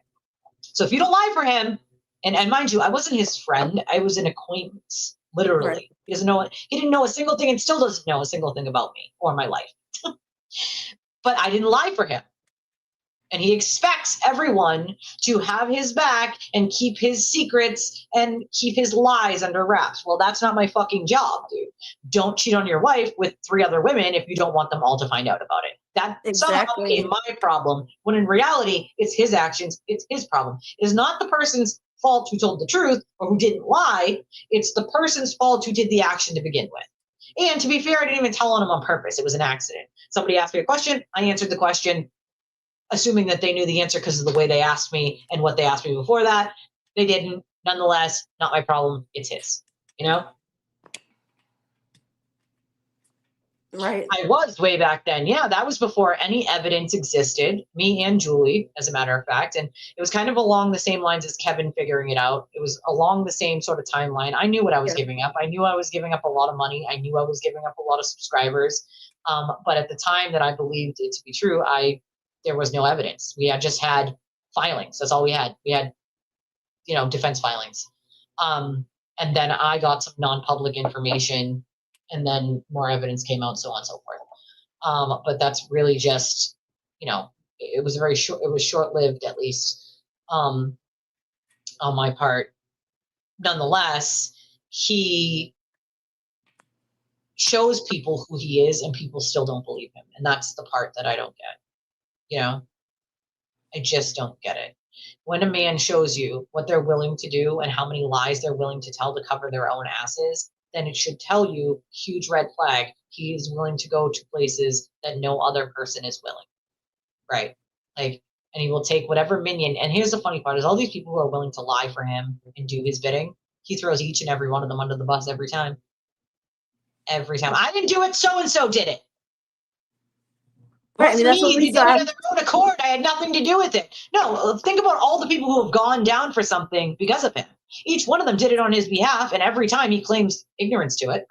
I mean, he couldn't wait to go after Brian LTL and the Young Jerks. It's like the second the case was over, it was like his true feelings came out, And Yep. he didn't have to, in his own words, he was like, I don't have to fake it anymore. He admitted he was faking it the whole time. Oh, I'm not faking it anymore. We have a lot of people who are flag. free Karen Reed over here in my chat. It doesn't, we coexist over here, which is probably the only place on YouTube you guys can coexist. And that's unfortunate, Although the spaces are getting a little better with both. On the spaces, but I'm not allowed, Julie. Remember, I am horrible. It makes people sick to their stomach. Kim is sick to her stomach. I would talk to free Karen Reed people, right? But it's totally okay for all of her friends to do it, and her. Yeah. No problem there. Yeah. No problem there, I am dealing with a family crisis. Is there justice? And I told people this earlier, you weren't here, but I cannot commit to being here every day like I was before until this crisis that I'm dealing with is over. But I will, I had to today. I had a little bit of time today, and I felt like it needed to happen, especially with the stuff I found out this morning that happened yesterday. And I hadn't been on social media in a few days. And so I said, no, I have to say something. I can't sit here quietly and say fucking nothing. So here I am. And I will be popping on here and there. It will be weird times. It won't be my normal times because I'm dealing with what I'm dealing with. But as soon as it's over, you guys will have me back at your regularly scheduled programming. But believe you when I say, not being here is killing me because that's my income. So, I can't really afford to not be here, but I have to deal with this first. So I'm kind of doing this juggling act right now. So I promise you guys, I'm working on it. I'm also thinking of what my husband said about doing some longer form videos and including him in them, and doing a second channel with just those, and this one for the live streams and that one for those. So many of our friends and people. Why would you keep it separated? I know. I'd keep it separated because it's two separate contents, right? One would be me and him doing ridiculous challenges, and more right. Fucking comedy, really. Us two together, it's a comedy show. And then this is this, you know what I mean? These are two separate things, and this isn't something he, does, you know what I mean? But the challenges, we can get him to do those. We can get him to do some pretty ridiculous shit. That would be fun. That would be fun. He is pretty much, I have a picture of him at my daughter's third birthday. And I forget what she was upset about. She was upset about something. And so I have this party, it's called a party llama. And it's a onesie, and it's got these colored beads that come off of it. And it's a llama. The head is a llama. And it's called the party llama. And he puts the party llama on. And tries to make my daughter laugh, and she doesn't think that's funny enough. So then he puts his motorcycle helmet on and he gets on her little tricycle, and I mean little tricycle, like little, right? And he starts riding around the house on this little tricycle. I was like, I'm taking a picture of this and I'm going to blackmail you on social media. And he's like, you can't blackmail me because I don't care. And he really doesn't. Like, he really doesn't. I mean, hello, I was wearing my pink slippers the other day. He really can't be blackmailed. He just doesn't care. But it is probably one of the funniest pictures, just because I could probably get him to do some pretty funny shit. I like that. Probably could. Mm-hmm. The name he came up with was just, I was dead. I was like, I can't. This is. I like that name. That was good. I like that. Dat Booty in the Beard. I said, there's something wrong with you. Something fucking wrong with you. It was good, but that's something wrong with you. I was like, it does have a jingle to it, though. It does. Dat Booty in the Beard. Like, all right. Christmas time, I think it was a couple of years ago, I started a tradition with us writing like all these different nicknames on the gifts that I get for him for like every holiday now. And so one of them one year was like that beard. And then he put on my mind that booty. So it's just like an ongoing joke anyway. Like, so when he came up with it, I was like, you are too much. You are too much. You guys are a couple. You're so lucky you have him. We are disgusting sometimes. People are like, dude, go do something with yourselves. Like, both of you. You're too lovey-dovey, and we keep, like, go. And we're like, really? I hate you're just jealous. Yeah, I'm not a fan of that. I never was before either. I used to hate it. He's very needy, okay? I used to hate it, like, before him. And he'd be like, oh, the clingy, the hating. And he's not clingy. He's just very lovey, you know? I guess we gotta find the right person. Yeah, but we also like have pretty good communication. You know what I mean? Like, there's no secrets here. We talk about everything, like every tiny little thing, like, and that definitely helps a good, a relationship get through when you're having conversations about pretty much everything and anything in life. Right. And I mean, we've been together 11 years. It's a long time, People are like, wait, it's 11 years and y'all are still acting like that? We're like, yeah, this isn't the honeymoon phase, although it may look like it, it is not. Like, that's a good sign. But how did you meet him? We grew up together. Oh, just really? A few houses down, yeah. Me and his brother were in the same grade. One of his older brothers was in the same grade as me, and we babysat the same kid next door. So on a day that I would have to leave early or whatever, he would relieve me, or on a day that I couldn't do it, his brother would do it.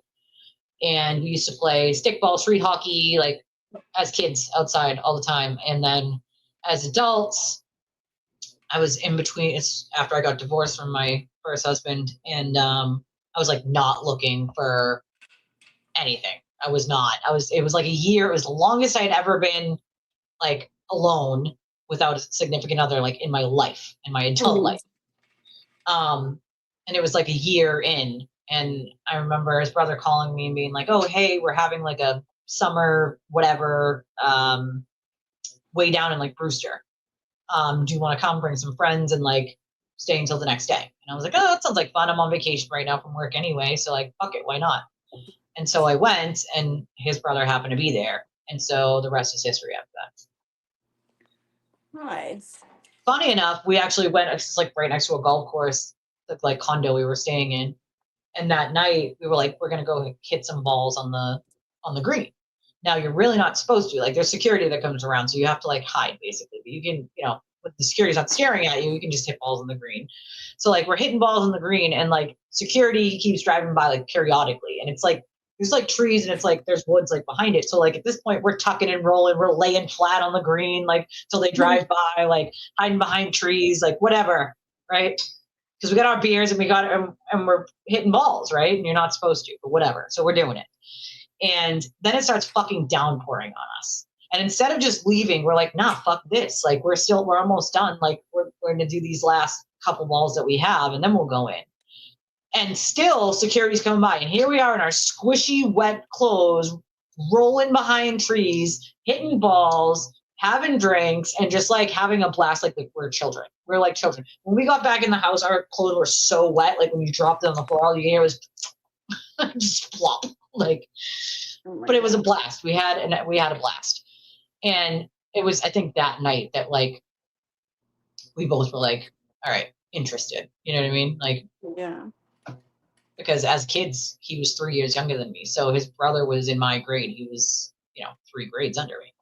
So, but as adults, we were both in our 20s. So, It's a cute but yeah, love I mean, story. that's pretty much, yeah, that's our little love story. And then he took my other 2 children as if they were his own. And that's who they call dad. Their dad is my abuser. So they didn't really get much of a dad until him. Right. Well, that was nice. Did you plan your third daughter? Was she planned or did it just happen? No. Yeah, she wasn't planned, but we weren't not trying either, if that makes sense. Yeah. Yeah. My only planned one was my middle one, and I was married, so she was my only planned baby. All my others were like not trying, but also not trying, if that makes sense. Yeah. um, but hey, I mean, it is odd if it's not for a very good cause. I feel like Freeze, if it's for a good cause, I would donate to a defense fund if it was for a very good cause. If, for instance, if it was a domestic violence survivor who had to kill her abuser, I might Right. donate to something like that because I am a survivor. And at one point, if I hadn't gotten the phone when I did, and I threw it under the bed, and it was a Nextel back then, and I didn't throw that phone under the bed and dial 911 so that he didn't see that it was, there. Because before he had cut this is back in the days of when we had like phones, like at the house, and he would cut the cord out of the wall, like literally, like there's no putting it back in. He snipped it, so I couldn't call for help. And so if I didn't see, like he threw me back. Yeah, this is after he smashed my window out of my car, dragged me through the passenger side by the hood of my sweatshirt, out the broken window in broad daylight, mind you, threw me into the apartment by the hood of my sweatshirt, and his Nextel was just sitting there on the fucking table. And so I flipped it open, I dialed 911, and I hummed it so it went under the bed. If it wasn't for me finding that phone, that day it would have been my life or his. Really? When the cops got there, I was covered in my own blood. No. And they were banging on the door, and like he immediately ran. And so like I, book it to the door, and like they're like, where is he? Where is he? And I don't know. So I'm like, I don't know. Hopefully he didn't go out the back door, but like of course they went and looked or whatever. And I'm just covered in blood. And they decided that they were going to check the whole house, and they did. And they found him hiding in one of the back closets. And it would have been my life or his that day, dude, if I did not get that phone. That's I don't scary. know Did what they I would have arrest had to him? do. Did they arrest him? Yeah, they arrested him. Yeah. Yeah. And did he get like charged and everything? Yeah. Yep. I don't know what I would have done though. What would I have done if I never got that phone? Would I have had to stab him, or you know what I mean? Like what? When is it okay and when is it not at that point? And that's after a lot of abuse for a long while. So in a case like that, if I saw a case like that where they charged the woman for killing him after that kind of horrific abuse for a really long time, like I probably would donate to something like that. Because at what point are you allowed to fight back for your own life, even if it means taking the other person's, when you're dealing with that kind of abuse? Right. There are far too many women that never report the abuse. And then when they do kill the abuser, it's, oh, well, we can't prove that the abuse ever happened. And that's a huge problem because it's not reported for a reason. There's multitude of reasons that people don't report abuse, but one of the main reasons that people don't report domestic violence is because when you report domestic violence, guess what happens? They open a DCF report, and oftentimes your children are taken away from you. Yep. Yep.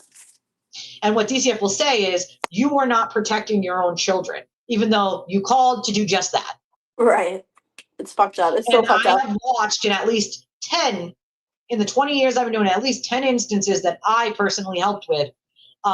All 10 of those cases, DCF handed the child over to the abuser, the known abuser with a record of abuse, because the woman didn't leave the house fast enough. Make that make sense. Right. They're put in worse situations, the children. It's awful. Mm-hmm. There are a multitude of situations why people don't call the police for help, and that is a big one when it comes to mothers and domestic violence. Is they do not call anymore because they are afraid they're going to have their children taken away from them, when all they're trying to do is protect their children, so they don't call the police. That needs to change, or more people suffer in silence. It's just awful. It should never happen. It's so messed up. See, I prefer not to even do organizations freeze. I prefer to help individuals, like actual people, because for every $100 you send to an organization, they use pennies on the dollar for actual people, and the actual people they give it to have to fit into some small subset of criteria that they have. Most of the people you want to help never get the help, and so for me, I prefer to donate, even though it's a tax write-off, to donate to like an organization. I don't care about the tax write-off. I don't want the fucking tax write-off. I want to know that every penny that I'm giving is going to someone that needs it. I would rather give it to a person, period. Like whether it's the neighbor down the street who is, in shelter, or the person who lives across the street who,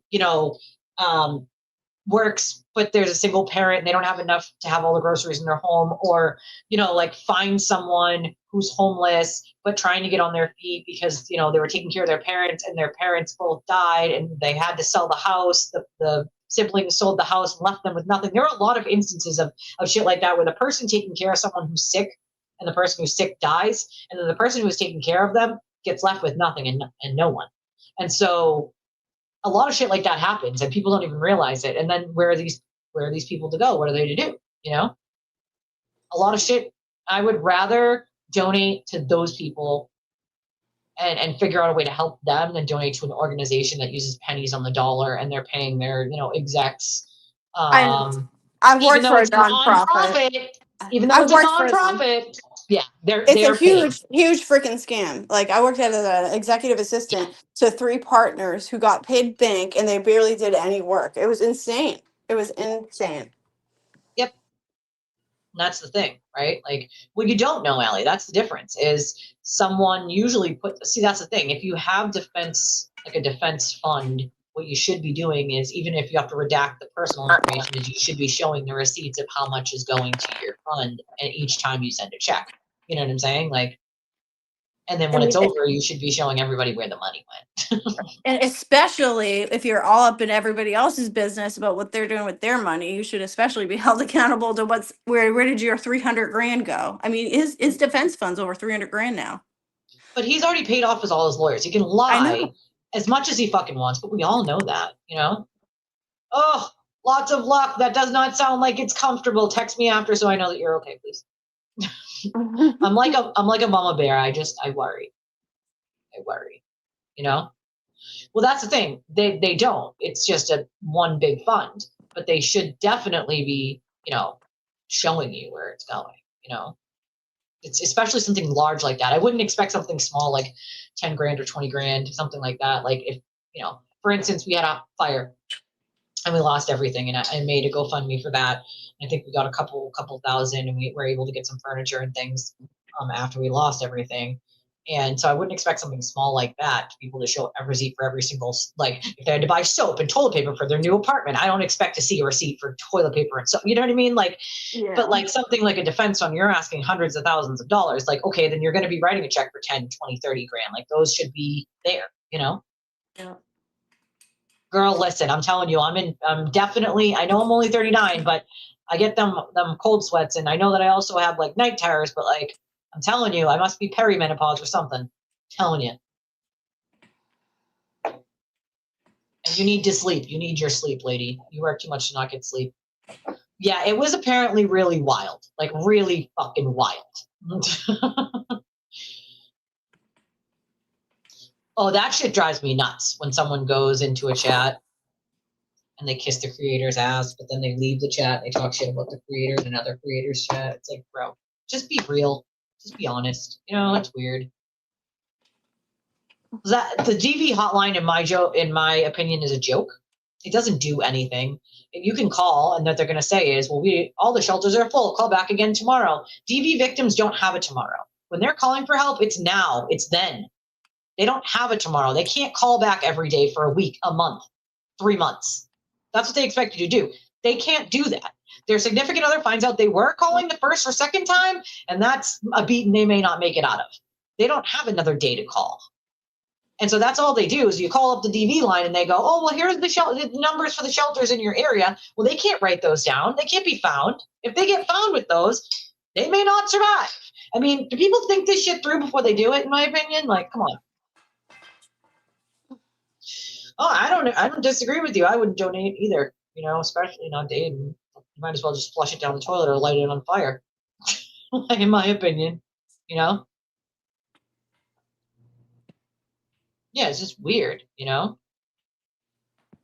Yeah, California definitely does things differently, for sure, than we do here, you know? Yeah, you do. But you do a lot of really good work, Leah, that helps a lot of people. And I don't think people recognize enough how much work that you do that does go to helping other people. Not just those animals, but they're humans as well. You know? Yeah, see, I didn't even bother because, again, I can't listen to a bunch of nonsensical conspiracy shit.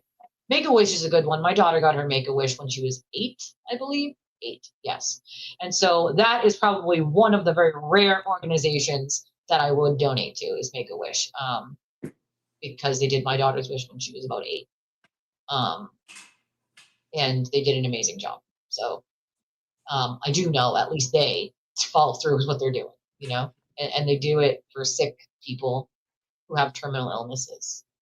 They actually picked my daughter's card one year. She, you know, they had like a contest of which card, you know, the kids would draw a picture and they were going to pick one to be the card for that year. And my daughter's card was picked. And they had like a little thing on the back of the card with her name and her age and little stuff about her. It was really nice. And that was a couple of years after she had her Make a Wish, but she's still part of like the Make a Wish, like, you know, place. Like, well, especially when you're in like children's a lot, which is where she was, they would have like all sorts of, you know, things like the card contest. And so that's how she sort of got into that. So that's probably one of the rare exceptions to me wanting to donate to an actual like organization, you know? Yeah, I agree. I agree. I had a cousin who had a terminal disease, and they sent her family to Florida like every other year. They did a lot. Really? Yes. Yeah. Yeah, no, it was a one-time deal for us. It was Florida, but it was a one-time deal. It was Disney.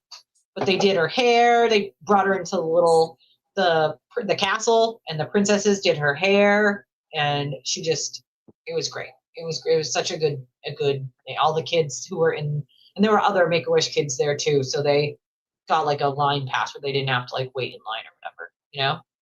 Oh, cute. Well, that's the other thing, Claus. He keeps talking about buying a house. How are you buying a house? How are you buying a house? You know? Right. His supporters are buying it for him. Let's be real. Now, not only are they buying it for them, I think that's the way to go for Freeze is just help real people in need, you know? But I mean, he's buying a house with their money. And make no mistake about it, it's by saying he needs money for his defense fund. It's not because he's making it, you know what I mean? It's because he's, I need, you know? And he did. He kept over $5,000, right? And that's what we know of. I'm sure there's other scenarios. If you count, right? Like $5,000 is just the amount that like he got 10,000 whatever into his bank account. That doesn't even count the 2,500 in cash. Right. Yeah. So technically, it's more like 2,750 or 7,500. So like it's a big chunk of change just keeping because he claimed Karen didn't need it and she wasn't asking for it. So why would he give it? Like, and then he goes after people for having a regular GoFundMe for having a house fire or a child's medical need. Make that make fucking sense. Real needs, real actual real life ones. Like what the fuck? What? Ugh. I say my prayers for your daughter that she does well at boot camp and she comes home safe and sound. Proud Navy mama, I love it. Aww. My friend was in the Navy. I'm very proud of her because I didn't go to the military. I also had a kid, so I didn't think that would be a smart idea, but you should be very proud. So she should be proud, you know? And yeah, it's definitely hard to not be able to talk to them when they're in boot camp for that long, you know? See, that's the thing. I'm transparent about everything that comes in, including like slippers, okay? And I get made fun of for that. Like, why would I tell my audience that someone bought me slippers? Well, because they did. And it's their credit. I didn't buy them, they bought them. You know what I mean? Like, it doesn't happen a lot, but once in a while when someone does something, send something here, it's well appreciated by me. And my way of saying thank you is not only by saying thank you, but by acknowledging it and being transparent about it. Like, if people have a fucking problem with that, oh well, you know? Oh boy. Oh boy. A novel that I'm probably not going to read. You know? Oh, she's back? I guess. Oh boy. That's the real one is right here. To be fair, Leah was the original LG. Should just go by the original now. The OG LG. Somebody calls the OG LG now. Golden Oreo cake pops. Oh my god, that sounds so good. Listen, me and you still have to like get coffee and stuff. Like, I really, not having a car sucks so bad. It sucks so bad, dude. Not being able to just go places I want to go. It's not fun. I'm not digging it at all. Not even a little bit. He is evil. He's a very evil human being. Well, that's because that's what made him the money freeze. He has to be focused on Karen Reed. He can't talk about anything else because that's what made him all that money. So he needs to keep that coffer running, you know? Lots of luck. Text me when you're done. Absolutely. I need to know. It's just, it's bonkers to me. Absolutely freaking bonkers, you know? Nah, everybody knows who Leah is, you know? Nah, I know they don't, but at the same time, it's like, this is where I wish people would ask, right? Like, when people have a question, just fucking ask, right? Like, why would she do X, Y, and Z? Well, ask and I'll tell you. You know what I mean? Like, it's not that hard. It's really not. I'm not someone that just like keeps, you know, I will tell you, you know? Oh yeah, that's totally okay when Jess gets gifts. It's just not okay for anyone else. See, it's like, Right. yeah, we have Lyft and Uber, but it fucking adds up. You know what I mean? So I don't really leave unless I have to, unless it's the grocery store, doctor's appointment, like, or something like that. Like, it adds up. It's expensive, you know? But yeah, that's what we use, Uber or Lyft, you know? Unfortunately. I hope that he does file a bail revocation. If he doesn't, he'd be fucking stupid because, as far as I understand, um, the woman from New Jersey has spoken to them. So I would assume that they would file bail revocation. You know? I doubt they will. They should, but I'd be shocked. Absolutely shocked if they If did. somebody bought my husband a gift, he'd be like shocked. He'd be like, "What did I do to deserve this?" Like, And then I you mean, have Jess Machado, who's getting like boxes every day in the mail from people, but she's not a grifter. Just right, you. we all are. I Just don't share you. my yeah, and I don't share my address because, well, I can't, because unhinged lunatics do things when you do that.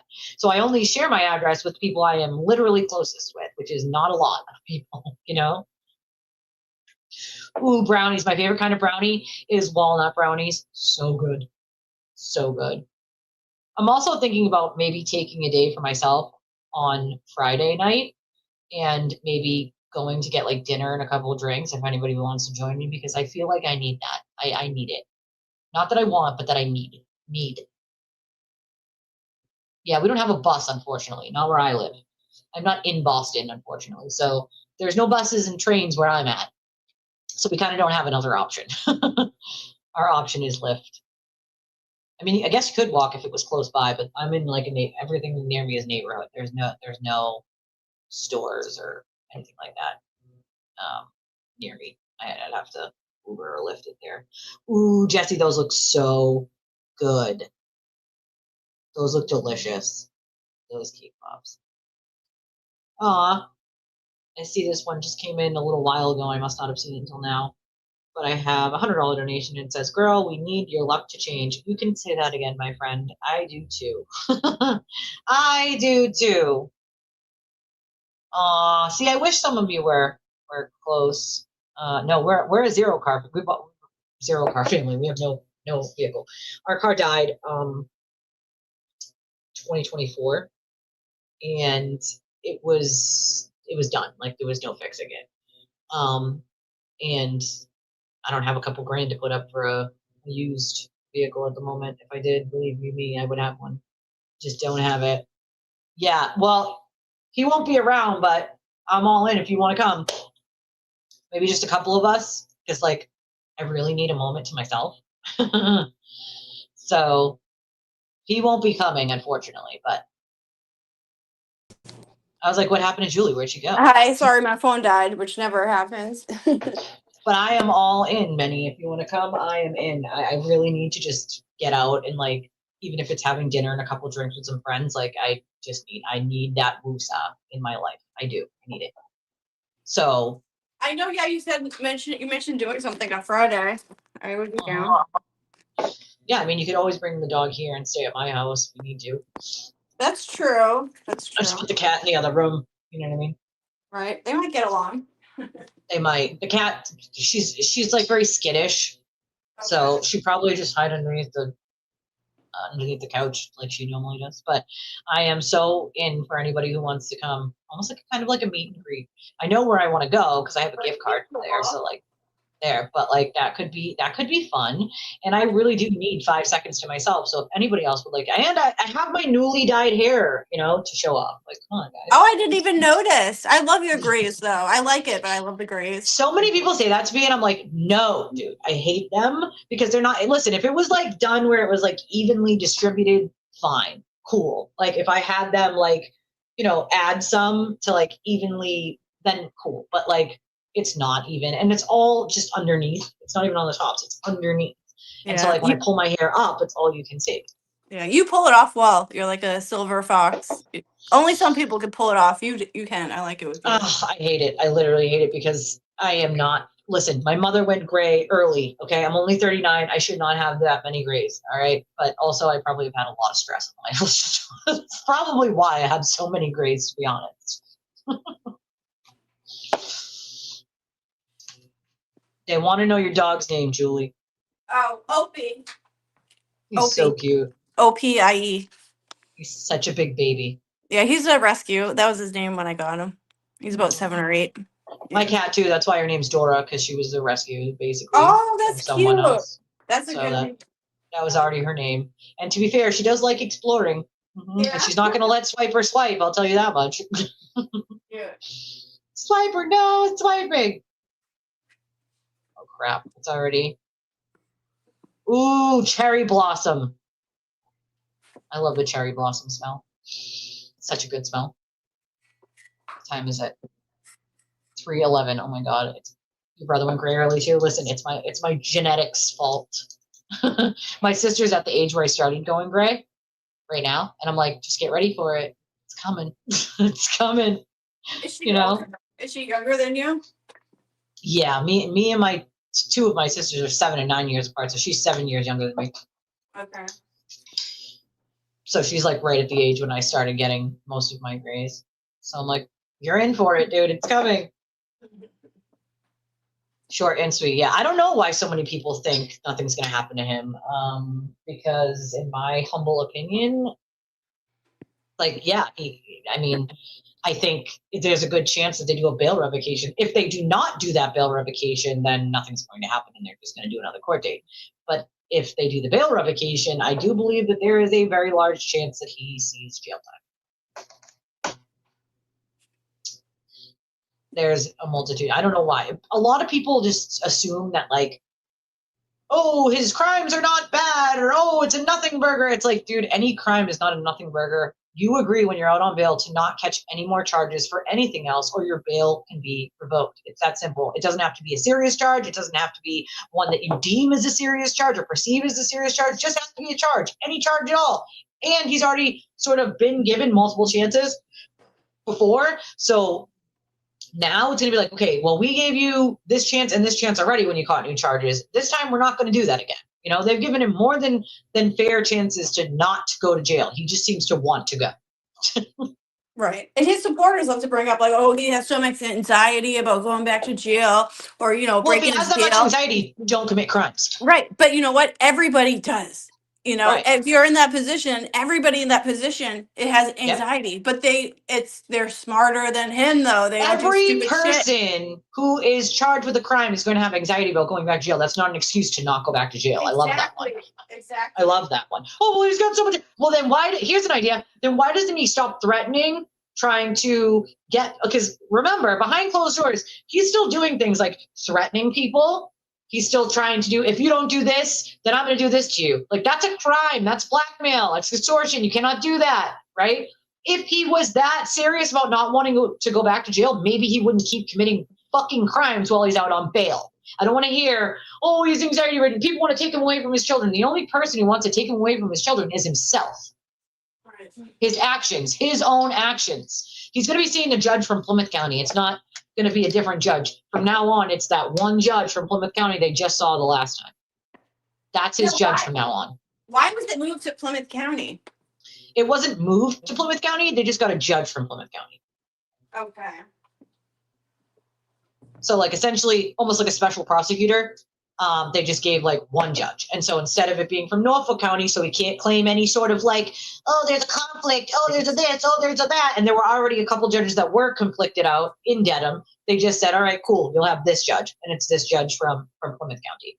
Nice. So, yeah. Well, no, some of the time, I mean, even the last time they tried to do the bail revocation, they did it that morning. They didn't file anything ahead of time. They did it. And to do a bail revocation, you have to have a hearing for a bail revocation. Like, unless they arrest you on the charge itself, then they would bring you into court to have the bail revocation hearing when you're arrested. But because he wasn't arrested on the New Jersey charge, then they would have to have the hearing in order to revoke your bail. It happens every day. People get their bail revoked every single day in court, where they go in there free and they leave in handcuffs in the back of the party bus, you know? And it's their own damn fault most of the time. Yeah. I mean, and if it's not, it's this just is how his the fault. system. It's how the system works with everybody. You know, it's just how it works. Yeah, he would have to file bail revocation. But remember, it doesn't have to be filed a week ahead of time, a day ahead of time. It can be filed that morning, you know? Right. And in the past, I mean, in the past, Cosgrove has emailed them and said, "Hey, just so you know, I'm not going to try to revoke the bail." And then remember, he did. Yep, and then did. Sure Yeah. did. Fucking right. I mean, he can file it up until that day. Nah, he can do it. Yeah, he can do it that day if he wants. And most of the time, that's what they do is they hit you with it that day so that you don't really have time to, you know, think on it. Right, and that's not corruption. That's just how lawyers work. Yep. I mean, what do you mean? Fucking Bradel waits until 5 p.m. on a Friday when there's a Monday hearing and then expects that the court allow him to argue it. And the court most of the time is like, no, Mr. Bradel, no more. That's why the judge said no more filing. It needs to be in 2 weeks at a time. No more filing things at 5 o'clock on a Friday. That's one of Bradel's famous tricks, dude. But Cosgrove can do it that very morning, and he's done it before. So you never know. The judge doesn't decide until the judge decides right there in court. So, you know. Yeah, I am one of those people that don't think anything's going to happen to him, though. I've just been, you know, we've had our hopes up so many times and nothing ever comes from it. So at this point, I just have no expectations. Yeah, he doesn't have to file it like today or tomorrow. Cosgrove could wait up until that very morning to file it. So, I mean do you think he will? I don't know. I mean, I don't understand why he would even be talking to the New Jersey people if he wasn't. You know what I mean? Right. If you weren't, then why even bother? What's the point? So he's talking with her lawyer or with her directly or both? Her lawyers talk to Cosgrove as far as I understand. Okay. Shit. I have to wrap this up because I have to go get my kiddo off the bus anyway.